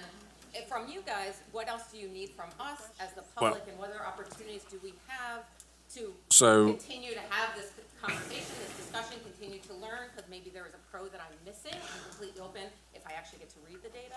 So certainly, I would say, I mean, the response tonight is obviously very overwhelmingly obvious to see where the group stands.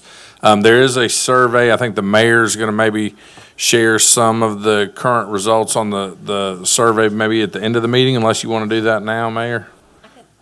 I'd be happy to. Okay, and then beyond that, the next steps, I mean, we do have 2 additional meetings scheduled, and also know that. Finish the public participation. Yeah, we'll finish the public participation. Yeah, I mean, we're public participation is still going. I'm just, I'll come back to that later, but yeah, just to answer the question real quick, 2 more meetings are scheduled, so we'll keep going. Mayor, do you want to share your comments now? I can do that at the end. Let's continue public participation. Yes, ma'am. Well, come up to the microphone. We need your name and address, please. My name's Gaynor Reynolds, and I live on 7 Audubon. All right. My name is Gaynor Reynolds, and I live on 7 Audubon. I have 3 children at the elementary school. We've been very happy. I am interested in all the work that y'all put into this, and I appreciate it. And I know it's been volunteerism, and I know it's for our community. So I just wanted to voice that from me. And my experience has been good. It's been wonderful. Thank y'all for everything that y'all have done. And Cecil, you've gotten back to me a few times. I mean, I appreciate it. I'm here to learn about it and explore it. And, a few things with my children is like, I don't even want to voice them because this is a pretty intimidating room, but, I would like to see a smaller elementary school. And if this is something that could help with that, I'm interested in it. And I just wanted to follow up with thank y'all for putting all this work into it, honestly. And I'm grateful to be here, and I'm grateful that we have a community that cares about our children. And I do have a specific heart for the special needs community, and it's my understanding that that is federally funded, so that will not be touched. So, yeah, I think they did say that they're going to have 2 elementary schools, 2 more. They're adding at the cost of $45 million. So that's in the books. Okay. Just to let you know. And just one more, I know I have 1 minute and 35 seconds left, but is it my understanding that the city gives $2 million towards the flowers? That's not accurate, I don't Okay. believe. No. I'm just curious what those numbers are because Not $2 million. Okay, I heard that. Fairhope And would not be Fairhope today without the flowers. I know we have beautiful flowers, and I appreciate them. My father was a master gardener. I love them, but I'm just wondering, that man who spoke about resources, if that just might be considered for like our playgrounds that have ant beds and, no shade and weeds. But anyway, thank you. Thank you. And that's just my opinion. Thank you. Thank you for sharing.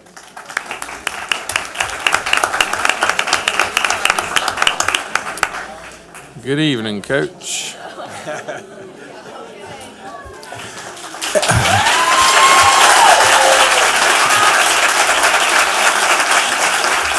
Eddie Tyler, I live at 12225 County Road 1, Fairhope. 11 years as superintendent of Baldwin County, and now unhappily retired because I really don't know what I'm going to do with myself, but I have a wife that's keeping me quite busy. But I've known Vince a long time, came up and spoke. I'm that guy. $315,000, that's me. That's me. I'm the guy, But the thing about it is, that's a board decision. I have Jason here, excellent board member, Cecil. These folks evaluate and determine the worth. And I never went and asked. It was always one of those things. So I'm very proud of what we did as a school system. And, love Vince. Coach his nephew and his son.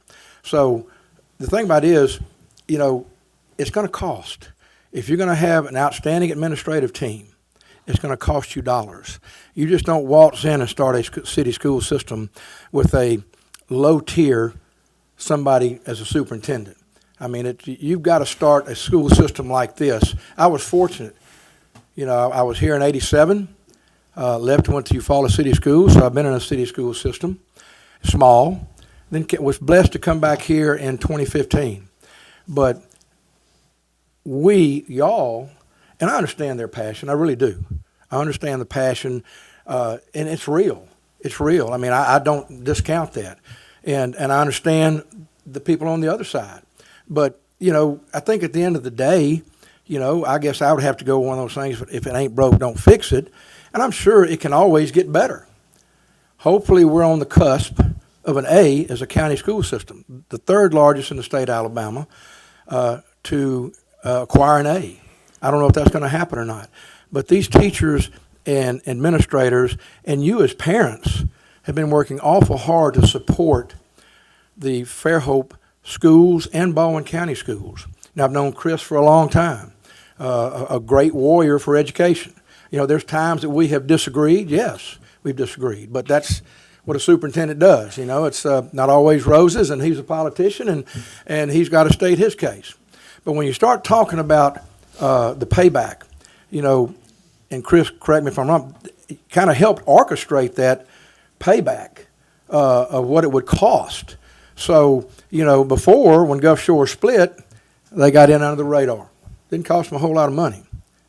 But, now the money that a school system puts in, there's got to be some buyback and some payback. And, of course, Orange Beach, they call it a divorce settlement. I think it was close to $40 million. That they have $46 million. So I just want to come up and identify, put a face to a dollar figure. That's me. But I appreciate that. Thank you, Coach.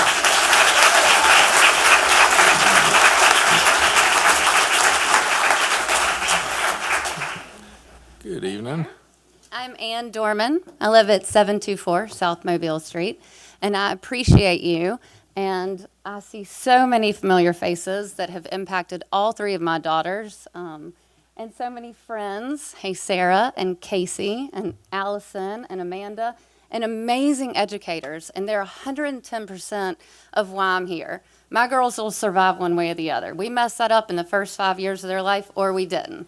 And I've loved everybody pouring into them, but it's our educators all day long is why I'm here, to learn and to listen. So I disagree that the decision is made, and I strongly disagree that these 4 people are carrying the weight of this study and exploring this. They are speaking for dozens of parents who love our educators and would love for salaries and rewards and classrooms and support to show how much we love you, our educators. So I love my daughters. They'll be fine. I'm here for the teachers, 110%. So are these who have graduated? Their kids are gone. Why? That's my question. 2 minutes. Why do this to yourselves? Why drag yourselves through this? I know you love these educators, and they are why you're here. Will you share with us why you're doing this? I think that passion for education has been a part of the fabric of our being for many years. I've lived in other communities. I've been very involved, from the PTA to the school board to FIF to the Education Commission. Education is my passion personally because I was that kid. I was that kid who was not supported at home and was not seen and was not safe. And school was my safe space. And my teachers were the people who saw me, who encouraged me, and who helped me to grow into what I consider to be a productive member of a community that I love.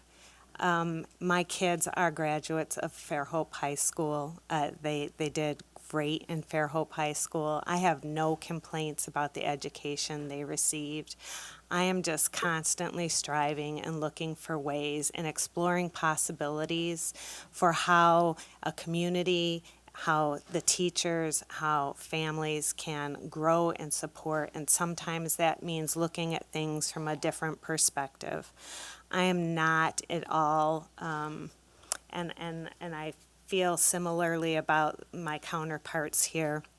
I am not at all trying to say that something is horrible, and I'm not at all trying to say that that accepting things as they are is a bad thing, but I do think that periodically you just need to stop and pause and explore what other options might be available. We have seen, not just in our neighbors to the south, but we can see that there are lots of independent school systems that are thriving. And all of these challenges that have been brought up, those are challenges that they were able to overcome because they came together collectively to try and find a solution. Every problem, every obstacle I've heard here tonight has a solution if everybody is collaborative and has conversation about it. I don't think that the question is whether or not we love our schools or love our teachers. That's not the question at all. It's we maybe love them a little bit differently. And I encourage conversation and I encourage questions. Outside of a situation like this, we are your neighbors. There are lots of us out there. They're quiet because this is scary, and I'm not going to lie. I had a good cry before I came here because I knew that my passion and my belief and my friends' passion and belief and desire to be forward-thinking and explore different ideas and solutions was a responsibility that we had. That commission study that we did came from conversations about trying to figure out a way to continue to pour into our community. We did not hold back information. We just gave it to the people who we thought needed it and asked them to consider it and review it. There is no desire. I was the J. Larry Newton kid. I literally grew up on the wrong side of the tracks. Hold up. What? No, I'm just saying there were railroad tracks that separated me from... Made it too close to... Oh, hold up. Everybody let Carrie finish. Hey, everybody calm down and let Carrie finish her thoughts on that. I grew up in a suburb in Chicago where the wealthy people who could afford private school did that, and I was part of the community that did not have the funds. I did not mean that in any kind of a derogatory way. I'm simply stating that I was the kid who needed the extra, and that my schooling and my teachers and my experience are what has fueled my desire to try and find and continue to pour and look at opportunities and options for our students, because this is what all of this is about. And I apologize if I said something out of turn. I apologize. I apologize. My experiences and that is not what I was saying. That was not what I was saying. I was saying that I was one of the kids who was constantly being, I'm not even going to go there. I know my heart and I know my intentions, and I might have said something that came off wrong, but that is not how I intended it, and I apologize. If I can segue for a minute, I appreciate Ann Dorman calling us out and attempting to humanize us a little bit, because it is important that you know that we do adore our teachers, and we feel like we have a very, very good school system. I had a child that graduated a couple years ago from here. She was on the tennis team. She's in college now, doing great, very happy with it. At the same time, we look for opportunities to be better. And when I see the city schools throughout the state, throughout the country perform better, I'm looking at opportunities for us, and for us to be able to make those decisions locally, that we wouldn't get that support from the county. We'll be tethered to the county, for better or for worse. I feel like we could do better on our own. That's where we're coming from. But I'm Carlton Spinks. I've been here for about 18 years. I have a recruiting firm with my wife, and there's not any financial gain here. There's not any power gain here. This is, again, we have shared ideas where personality types, and the fact that we want to improve things, we want to get better. We see this as an opportunity and angle to do that. We put ourselves up as the faces and the names to try to move the needle. So that's what we're here doing. We've had this education with the council. We're sharing what we can with you and trying to answer your questions as best we can, and we'll continue to do so. But just wanted to share that. So thank you all. Thank you, sir. All right, floor is still open. I had a question. So y'all said something about experimenting and. Sorry, I had a question because y'all said experimenting the opportunities and stuff like that along the road. So 5 years from now, say it passes. 5 years from now, y'all are still experimenting, like getting it up and going. I have a little brother who will be going through the high school.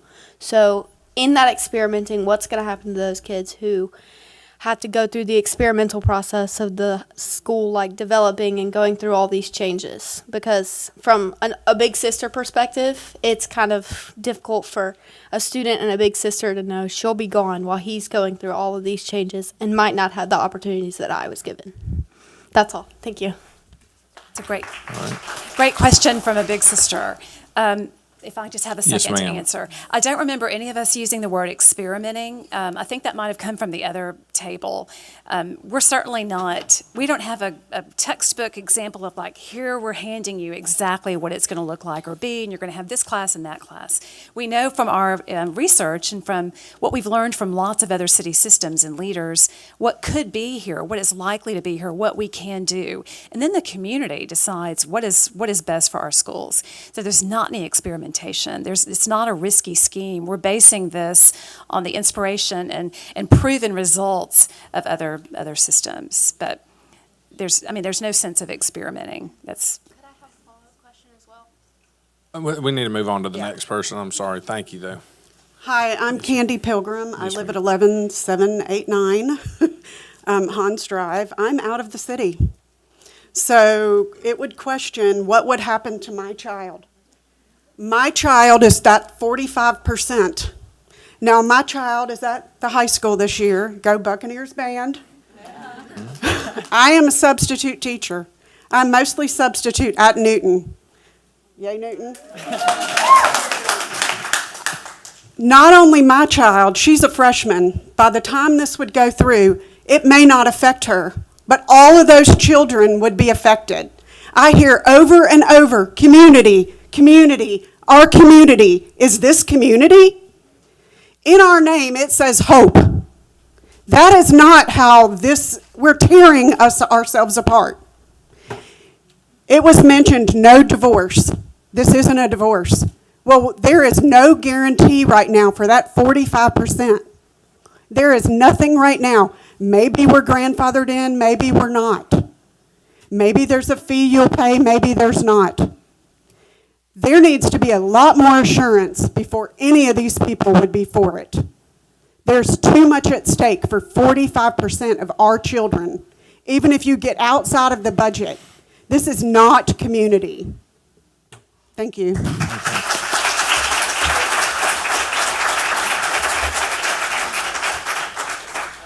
My name is Matt Hufty. I live at 22440 Seacliff. I have a question for you guys. Two questions, actually. Two questions for the committee. Why haven't you released your report, and will you commit to releasing your report before the next meeting?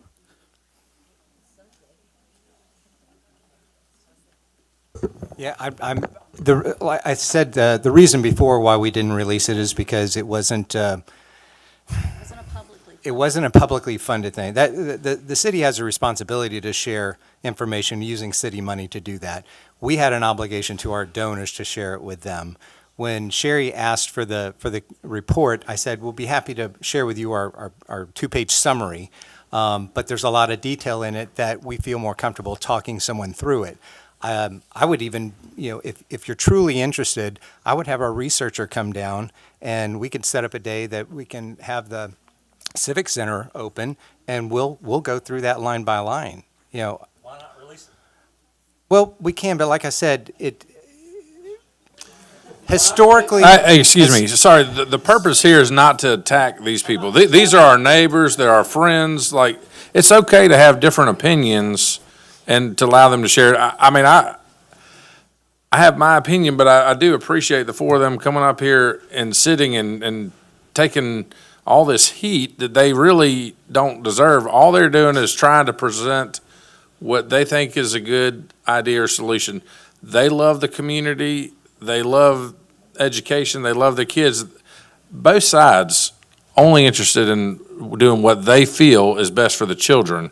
And everybody's got a different opinion on that, but let's give them the respect for at least being willing to sit up here. Because one of my concerns is now I feel like I can't now I get a pretty good feel from looking at the crowd and from hearing the responses where people stand, but I also know that not very many people that would align with this are going to put themselves out here and come and speak. So we also got to look at the survey results, which the mayor's going to get to, and I'm sure we'll hear from other people, but just keep in mind that they're neighbors, they're community members, they're friends.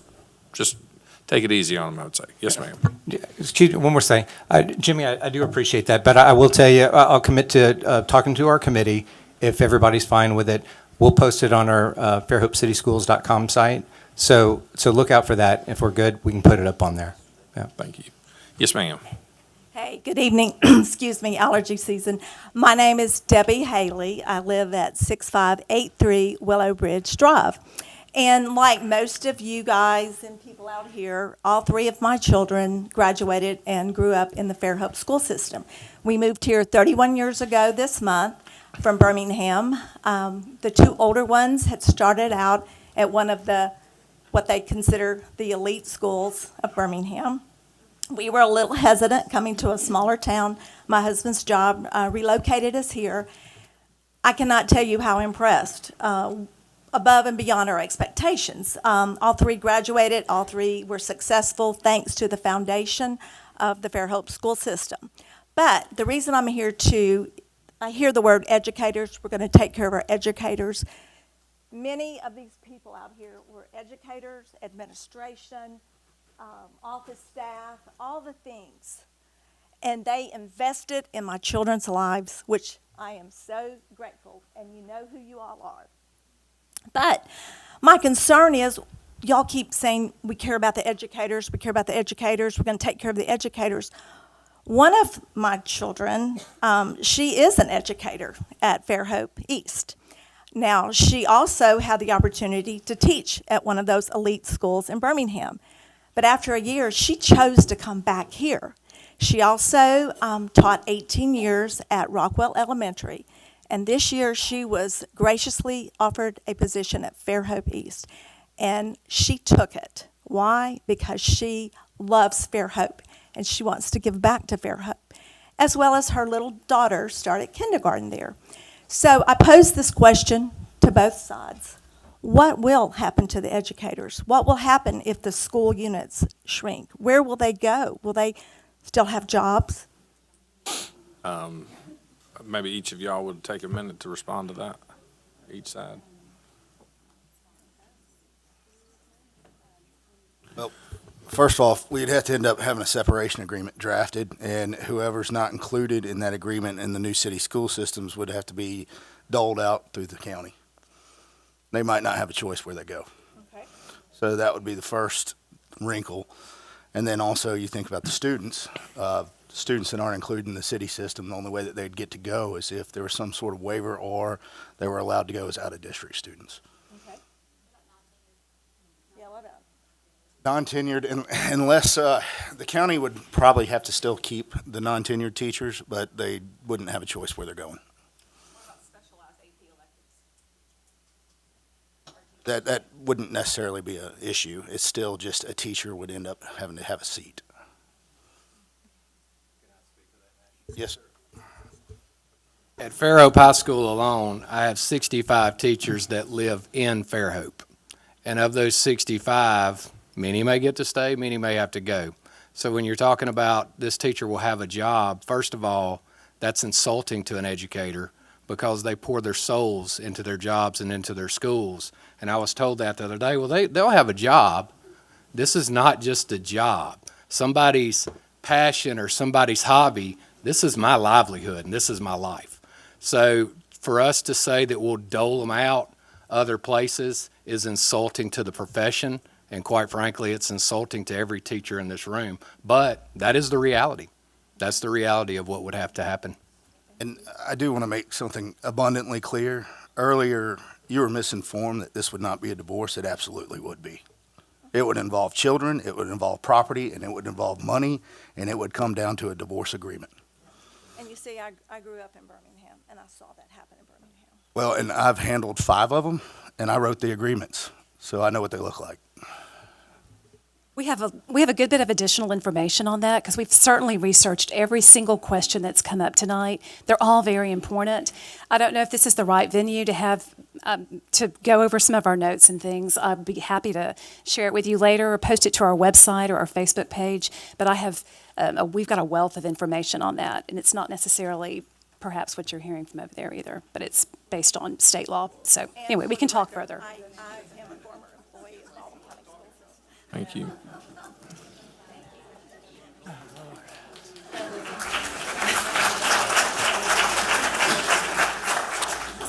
Good morning. My name is Matt Golisano. I live here in Fairhope. And listening to this whole dissertation here, I would tell you that what you're looking at doing is buying a very complicated, expensive business that you have to run like a business. And instead of going out and taking whatever money you think is laying there or whatever it is and putting it in here and putting it in there and then try to reinvent the wheel, my suggestion here is these people and these people want the same thing. They want to improve the situation in the schools. They want to make it better for the students. They want better grades. They want to make people be better citizens, whatever it is. And I think that maybe instead of going off, because what's going to happen here, it's going to take you 2 years, a lot of failures, and a lot more money than you think. Things always cost more than you think they're going to cost, and they always take longer than you think they're going to take. It's a fact of life. Instead of doing that, why don't you try something, let's say, over the next 2 years? Take what it is that you've got in the way of ideas and put them there and get a committee together, meet with these people, sit down with them, and try to work this thing out. They want the same thing you want. I mean, why wouldn't you do that? Why go off and just try to buy the world over here, 5 schools or whatever that's going to cost. It's going to cost more than you think. But I think that if you just sit down and talk to these people, you have information, somebody developed a plan for you, put it out there and make it work, but work through the system, because I think it'll save you time, it'll save you money, and you'll get exactly what you want. You might have to make some concessions, but it's going to be a lot easier than you think, because I work in the school system. I'm a bus driver. I've been a school bus driver for 17 years. And I want to tell you something. What I observe outside the bricks and inside the bricks, it's a very fluid, dynamic, it's constant things going on, problems, bumps along the road, things that you would never even expect, even though you might be in the PTO or whatever it is that you do, serve donuts, give kids candy at Halloween. That isn't running a school system. They know what it is to run a school system. Work with them. I think that you're going to be far better off. You're going to get things done a lot faster, and it's not going to cost anywhere near the amount of money that you think that you're going to have to spend to make this happen the way you want it to work. That's just an idea. All right, thank you. So just to address that briefly, it's not a bad idea. It really isn't. I don't know if you're all familiar with kind of the equity model that Baldwin County has. And they have a difficulty in providing something for one school if they can't provide it for all schools.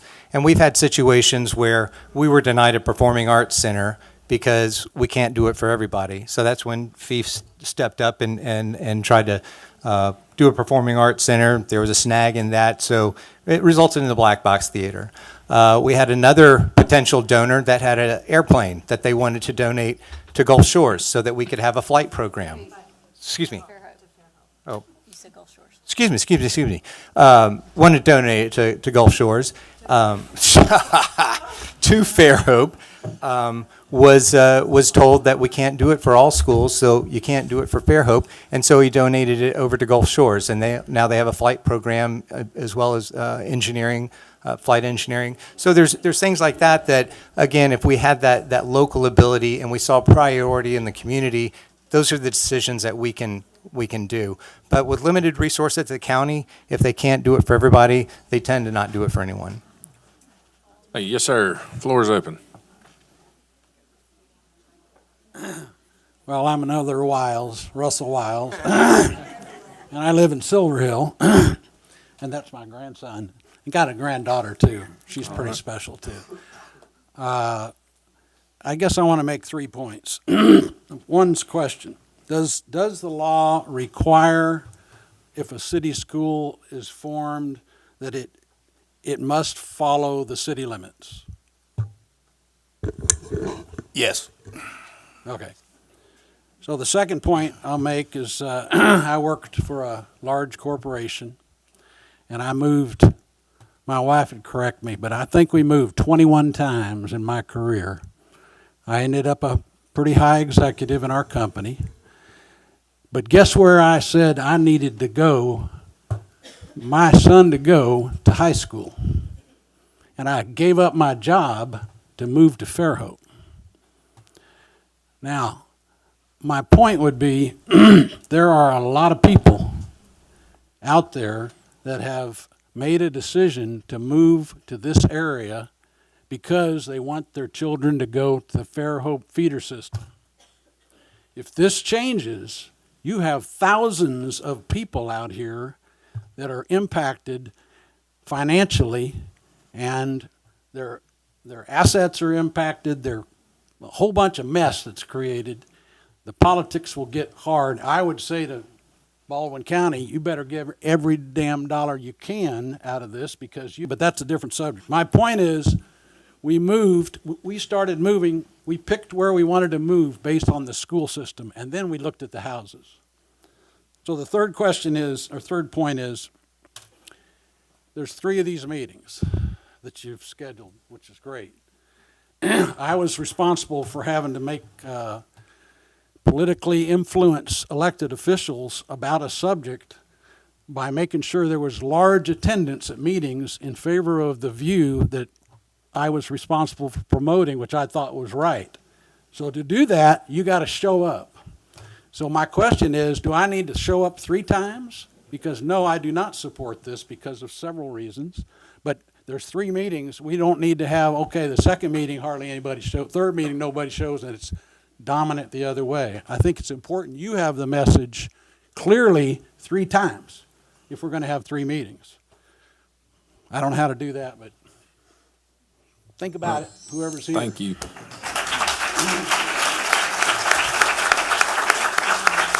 All right, we're going to be winding down in a few minutes, so if we can get whoever's still interested, if y'all go ahead and kind of get in line, that'd be great. Good evening. Thank you. My name is Chelsea Hughes. I'm at 709 Fairhope Avenue. I am without children. However, I employ many downtown, and due to hairdresser confidentiality agreements, I will not name the teachers, the parents, or the administrators in our current school system who have divulged many an opinion about this current topic. However, the gentleman who spoke before me, who was encouraging us to bridge the gap, gave me the courage to come up here because that's where I see the greatest opportunity. If FEEF can do it, why can another group not do what you aim to do in improving what we have going on? The infrastructure is good. And while we have seen teacher after teacher show up tonight and say, we love our schools, we feel supported, in my chair, they're also lacking support, funds, ability to give raises to their employees when they need to so that they don't lose them, which they do. This is happening. But that does not mean we have to throw the baby out with the bathwater to fix it. And as a business owner who has at times felt like a victim in Fairhope, I can assure you that the reality is whatever we're looking for is what we're going to find. There is support where we need it, but we have to stop being so divisive that we can't find the support. And we have to be able to look to the leadership and say, it's too hard to make a change in my backyard. Please help me change that. We want to see things get better. And I don't want to see the whole vehicle run into the ditch in order to make it better for the students, the teachers. And I'm also curious, because I do not know the answer to this, but if part of the problem here is that we need to reduce debts and make sure that funds are allocated correctly because our wonderful community is growing, is there any room to increase impact fees so that if we're building new homes and we're taxing the system, that the piece of the equation that is taxing it is also paying for new schools and the ability to support the structure we have. So I really hate speaking in public, but thank you for having me. I was literally laying in my bed watching this, and then the feed cut out, so I drove down here. Because Emily Kane was texting me that, she was sitting in the overflow room and we needed to get down here. So I appreciate what you guys are doing, what you're trying to achieve. And I appreciate what you all have been doing. And we have plenty of proof that we have enough smart people in the building to make this bridge. Thank you. Thank you.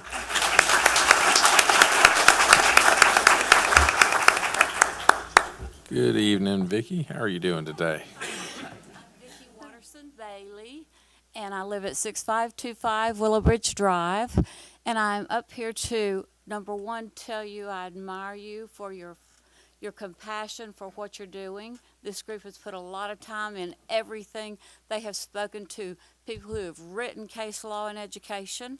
And I would also like to tell you I admire and appreciate what you have done and are continuing to do.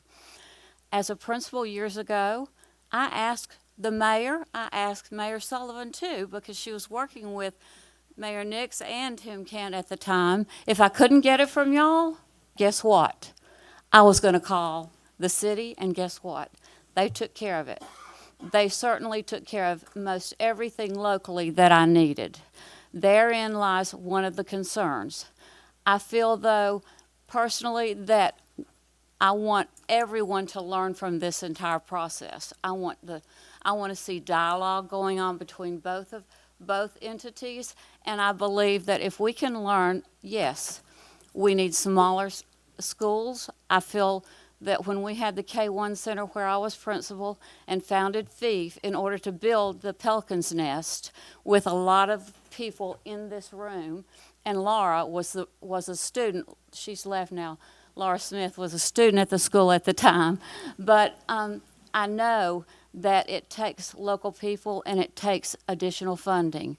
I would like to see you all, the Board of Ed, because I know I can pick up the phone, like someone else said, and call Cecil, and he always answers, but I would like to see some dialogue going on. I would like to see it from both groups and the city. I also would like to see the complete study here and here for all of the people to be able to look at it, be informed, and make a good decision if it comes to a vote ever, and before you all vote. And I admire the city council because that's what you're doing. You're giving the people a vote, you're giving the people knowledge, you're making them more knowledgeable through these town meetings, and I just hope that if we work together, that some good can come out of this. I understand that Mr. McCrae has just jumped right in from the frying pan into the fire, but you are doing an excellent job. You know that there are things with the board that you're working on to smooth and to get better communication, and that's very important, and that's something that you would have in a local community that you don't have now. Your needs better met. However, when you have a board member like Cecil on your side, he's going to fight for you, but he's won. Okay, that's a concern I have, and I think that basically that if we can have some dialogue to make everything better for both, we can come and meet in the middle and have a greater school system that I believe that we're capable of. Thank you very much for your time. That's it. All right. Council, I think we might let this gentleman be the last one and then close the floor, but you've been waiting patiently, so. Yes, sir. Oh, do I have one more? You got one more. Okay, I'm not going to cut you off. I'm sorry. You're not last. My name is Daniel Galbraith. I live at 11248 Rosa Court. That is outside the city limits. I want y'all to know Amy Thompson is a friend of mine, and I love her, and everything that she does comes from a good place in her heart. So we disagree here, but that doesn't mean I don't love her, okay? She's made in the image of God. We all are. We got to treat each other with respect. We can disagree, but we're all here for the kids, okay? I'm sick, and I don't want to be up here, and my body's telling me not to be up here, but I am. Growing up, I went to 4 different school systems.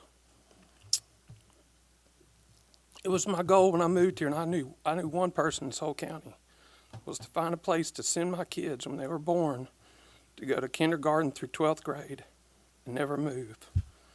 I've lived here for 19 years. I lived in Orange Beach the first year. I lived in Gulf Shores the next 2 years. I lived in Daphne the next year. Then I lived in Spanish Fort for 2 years. And then I moved here 13 years ago. And I'll never move unless some of this type stuff happens, because it will destroy this community, period.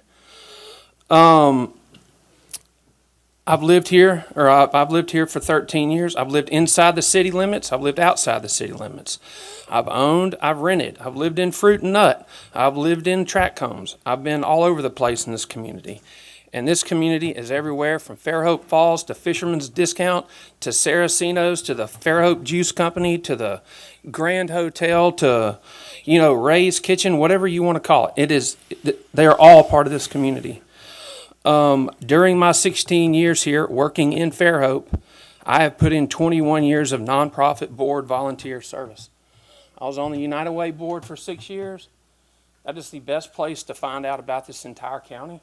You learn a lot about every municipality, and we are a blessed municipality, and we need to act like it. I was on the South Alabama Land Trust. I was in here getting yelled at about the conservation easement on the Dias Triangle, which then turned into the, Flying Creek Nature Preserve. Okay, I was here for that. I'm running out of time, sorry. I was on the Fairhope Point Clear Rotary Youth Club board for 9 years. I was on that board before I had a kid because I love these kids, okay? And those kids need help. You know, we are only as good as the least of the kid. And I know that you didn't mean anything by what you said earlier, ma'am. I really know. I know it came out wrong. You didn't mean anything wrong. There are people that need more help. Sometimes people think those are Newton kids. My kids are Newton kids. That's not right. Newton's the best damn elementary school in this county, period.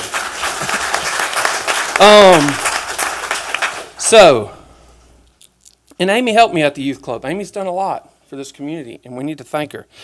In Orange Beach and Gulf Shores, only 640 students were out of the city limits. Only 640 combined. In Fairhope, there are 2,200 plus students outside of the city limits. I'm sorry, I'm sick. If you'll let me finish, give me like 15 seconds. I'd appreciate it. Yes, sir. This will 100% fundamentally change families outside the city limits. To think anything different is incorrect. Grandfather in somebody for a certain period, all that means is that you're good enough for this many years. That's all it's saying. It will lower the property values. Somebody that bought a $400,000 home when they're part of the Fairhope school system, and then they're not anymore, and it drops their value to $360, they try to sell their house, they got a short sale or foreclose, it's going to change families. Tuition expenses that people already can't afford. I'm not counting on the CHOOSE Act. I've read 2 articles in the past couple of days that said we can't depend on it. And it's going to mentally affect every single kid. And that's 2 of my boys, and I'm not for it. That's it. All right.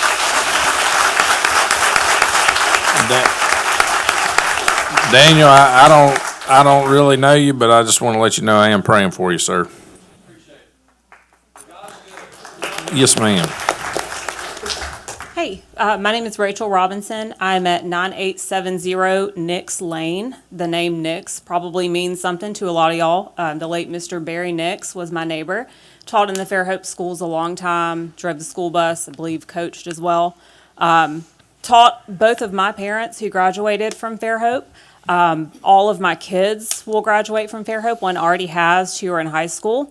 Almost every woman in my family at some point has worked for Baldwin County schools, whether they are, we've had a principal, a media specialist, teachers, cafeteria workers, secretaries, and despite all that, I'm one of the only ones in my family that was not put through Baldwin County schools or Fairhope schools simply based on where my dad worked for my school age years.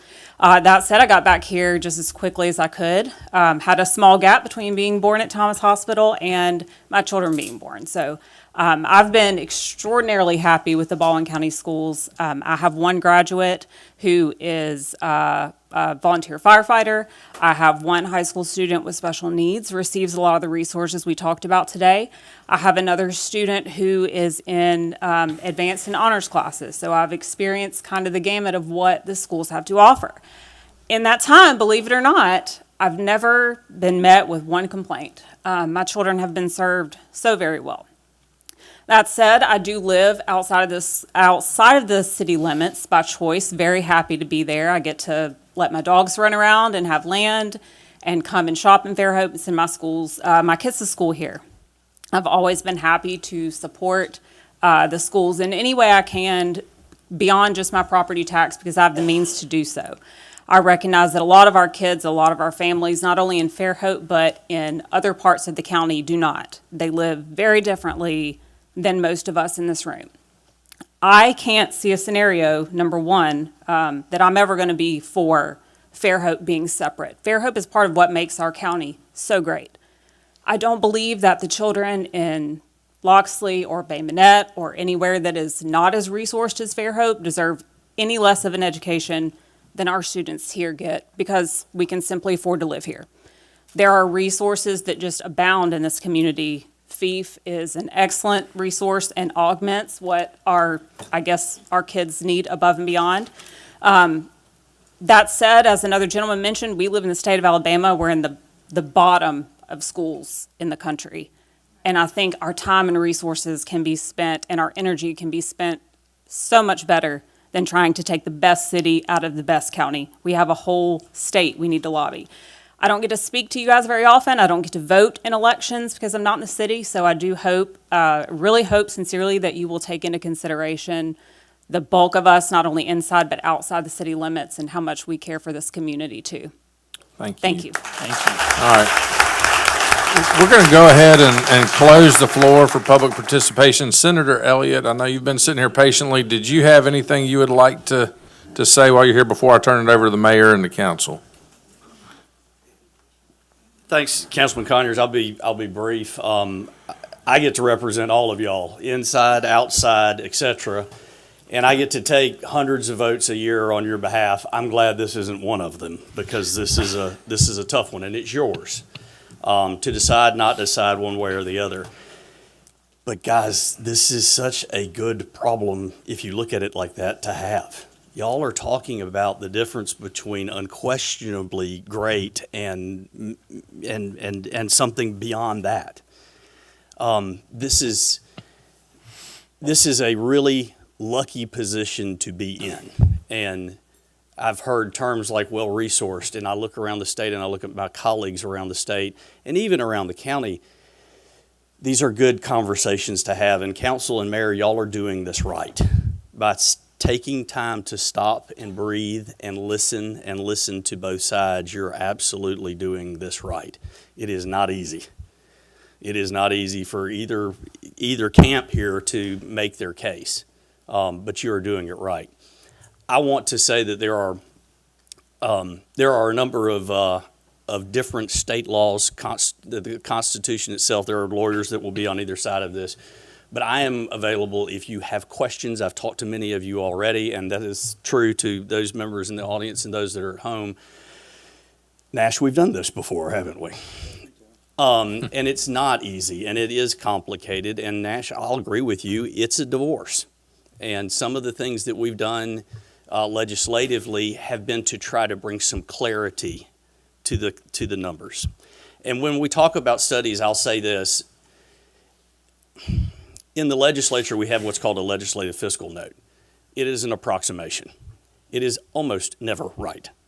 And I think that what you will see with these studies will be the same. You won't know the answer until you've done it. And so what I want to do is make myself available, our staff available, to give you as much data as you can have to make informed decisions, because as policymakers, that's what we need. All of the data, and then you take that and crunch it. You better talk to your constituents, because that matters. But at the end of the day, I want to make sure you have every last bit of data that you need. And so if that's resources from the State Department of Education and their calculations, if that's resources from the Legislative Services Agency, the Legislative Fiscal Office, I'm happy to provide that to y'all or any of you so that y'all can help make the best decision that you can. Thank you, Senator, for being here tonight and spending your time with us. Absolutely. Good luck. We appreciate you. Mayor Mr. Sullivan. Chairman, may I speak, Mr. Chairman? May I speak? Oh, yes, sir. Yes, sir, Cecil. Yeah. Absolutely. In 2014, I was elected to serve on this school board to represent these people. There were 4,500 students in our district at that time. I guess there's over 5,000 now. That's growth for you. I'm glad tonight that Jason Warner from Alberta on our board is over there with his lovely wife, and April Bradley's in the back. Or was in the back. Yeah, she's still there. April from Spanish Fort. I'm glad you're here. Appreciate that. We're going through a transition. We're going through a very smooth transition in superintendents from the very best superintendent of education that I've ever known in my life, Eddie Tyler, to the next best. I don't mean that. I don't mean to say the next best. I'm saying the next one is going to be. You got big shoes to fill, and I think he's going to do it. It's been my honor and my privilege to serve you on this board. I'm just glad the three people that I called back over my tenure were here tonight. I appreciate that very much. You know, my concern is, I appreciate the gentleman that moved here from Texas speaking for the senior citizens. Taxes don't bother me as much as children outside our city limits. And Brother Burrell said something about there's a plethora. He didn't use plethora. He said there's a lot of ways to make that happen. I ain't heard one that I understand. My concern, when I leave in 3 months, and Fred Hardman is back there, he'll be sworn in. Hey, he'll be sworn in November so he can be sworn at for the next 6 years.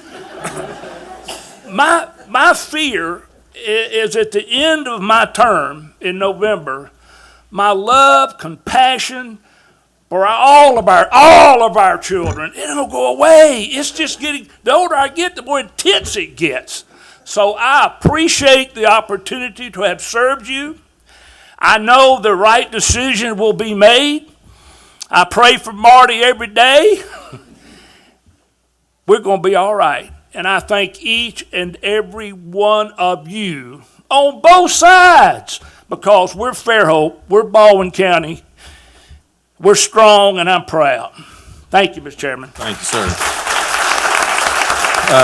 Mayor Sullivan, you got any comments or want to review the study at all? I do. I'd be happy to share the survey results. Okay, thank We have made a commitment to share these at every public meeting that we're having. As of today, we have 1,100 responders on our survey. 676 of those are in the city limits, 590 are outside. 54% of those have kids in our system, students currently in our system. 81% strongly oppose the idea of a city school system, 11% support. 75% are satisfied with the Baldwin County Board of Education, 3% are dissatisfied, and the other ones are undecided. 80% would oppose a tax increase, and 12% would support it. I will tell you, of the 1,100, 54% of those folks currently, like I said, they have kids in the system, and the others do not. But good information here. We did drill down a little bit on inside the city limits, outside the city limits. The ratio is about the same if you drill down on that. So a lot of good information. If you haven't filled out the survey, I would encourage you to do that. You can find that on the city's website, Facebook page, or there's a QR code in the lobby that you can scan.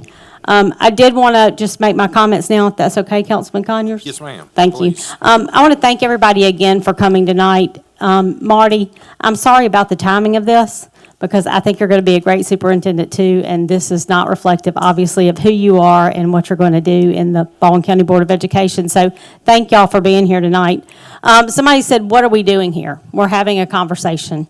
We are elected to do just that. We are elected to make hard decisions, to listen to our constituents, to listen to the people that we serve, and that's what we're doing here tonight. We're not here to make a decision tonight. I don't expect there will be any vote at the end of these 3 meetings. That will be up to the city council, but we are here simply to listen. There's been some things that have been asked tonight, some things that we're going to update the frequently asked questions on the website, so some of this will be included there. But things like, what about impact fees? We can't put an impact fee that would, right now we charge the maximum we can for impact fees. That funds our public safety, it funds roads, parks, but we cannot do that. The county can do that and put that towards the schools, but we cannot. Those kind of questions are the questions that I will update with the frequently asked questions.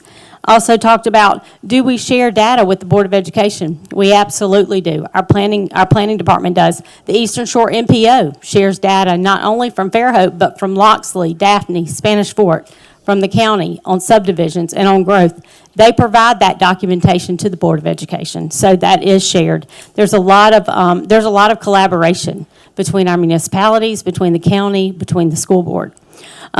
One thing that is obvious tonight is that we have a community who is passionate about education, and that's never a bad thing, because it is about the kids, it is about the students, it's about the teachers, it's about the administrators, it's about our community, because we know that our community is only as good as our education system, as our health care, as our leaders. And again, thank you all for being here tonight. We appreciate the dialogue, we appreciate the conversation, and we will continue this over the next 2 meetings. Thank you. Councilman, yeah. Thank you. Councilman Burrell? No comment. Councilman Gammon? Good evening. Thank you all for hanging out with us. It's a very complicated issue, and I can't say that my mind is made up any more one way or another, but definitely the feedback is important, and the data is important to me. So I thank you to those that have reached out independently and sent me data and met with me one-on-one, and all that comes into account. The one thing that I continue to think about is it's not one simple question, it's multiple, right? And it's hard because as the city council, we'd really be answering maybe one initially, but then that could impact multiple down the road. But what's constant in the back of my head, and it's mentioned many times here, is growth. And we have, as I like to say many times, already approved through previous council actions up to 15,000 additional residents in the city of Fairhope. It's a lot more families. It's a lot more students. There's the need for a lot more schools. So I think that has to also factor into any decision that we consider making is, okay, what is that long-term implication? Because it's not the Fairhope of 5 and 10 years from now, as we know, will not be the Fairhope that it is today. And so we've got to think about that complexity. But thank you all for being here, and I appreciate the dialogue. Thank you, sir. Councilman Robinson. Yes, sir. Thank you. First, I just want to recognize how many incredibly impressive speakers we've had come up and speak tonight on both sides of the issue. Daniel, thank you, buddy. Love you, man. Praying for you for sure. But the students that spoke, both high school and our younger student, I mean, if that's not evidence of what a great job you guys are doing as educators, there's nothing else I can show you. I would like to address the young lady that mentioned all of the wonderful things we can do at the high school, and you mentioned cooking a home-cooked meal. John, I would like to point out that my son is a senior and cannot boil water, so I would appreciate some help on that front. But I know this makes me sound crazy, but I love that we can have a meeting like this. I've sat here in this chair for 10 years now, and I've been in a lot of heated meetings for a lot of different reasons.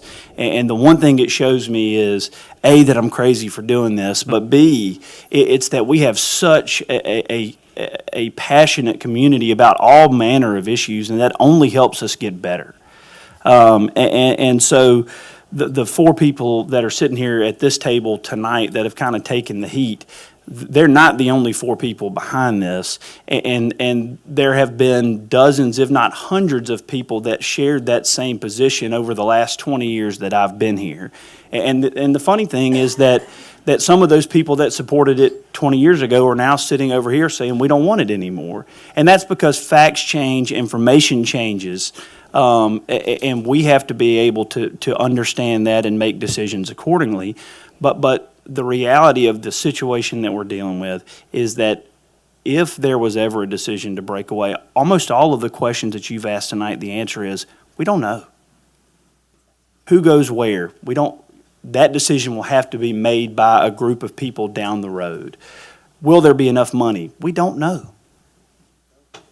Okay, I mean, and those are serious questions, serious risk that you have to consider. Where will the teachers go? Who gets what? I mean, there's just so many unknowns right now, so many uncertain things that are incredibly important, not to just the school, but the kids, the teachers, the community. That's the purpose of trying to figure all this out. And it's incredibly difficult, but it's incredibly important that we make sure we get it right. So thank you all for being here. Thank you for sharing all your input. It's absolutely valuable to us in making the right decision.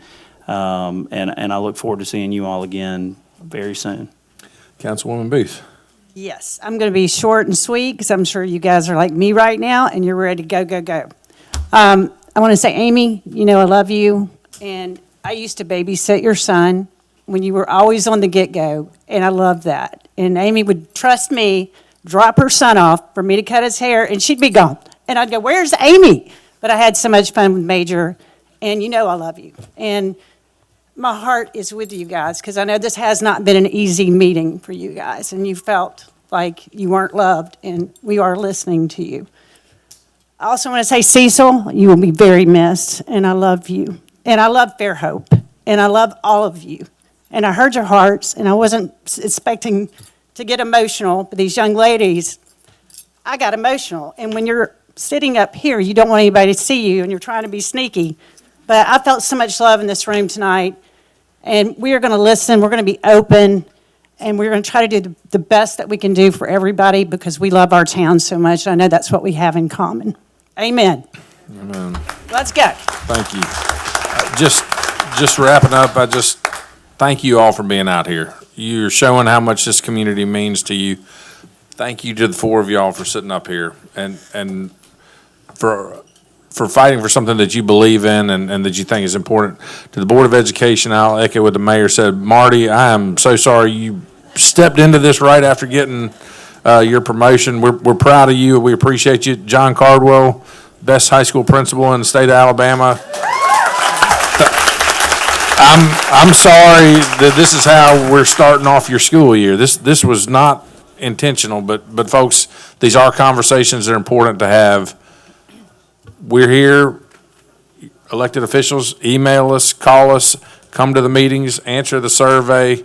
We'll get to the point where the community gets to the right answer, and just ask that y'all continue to be kind to one another and be respectful of each other's opinions. But thank you for being here. Have a good night.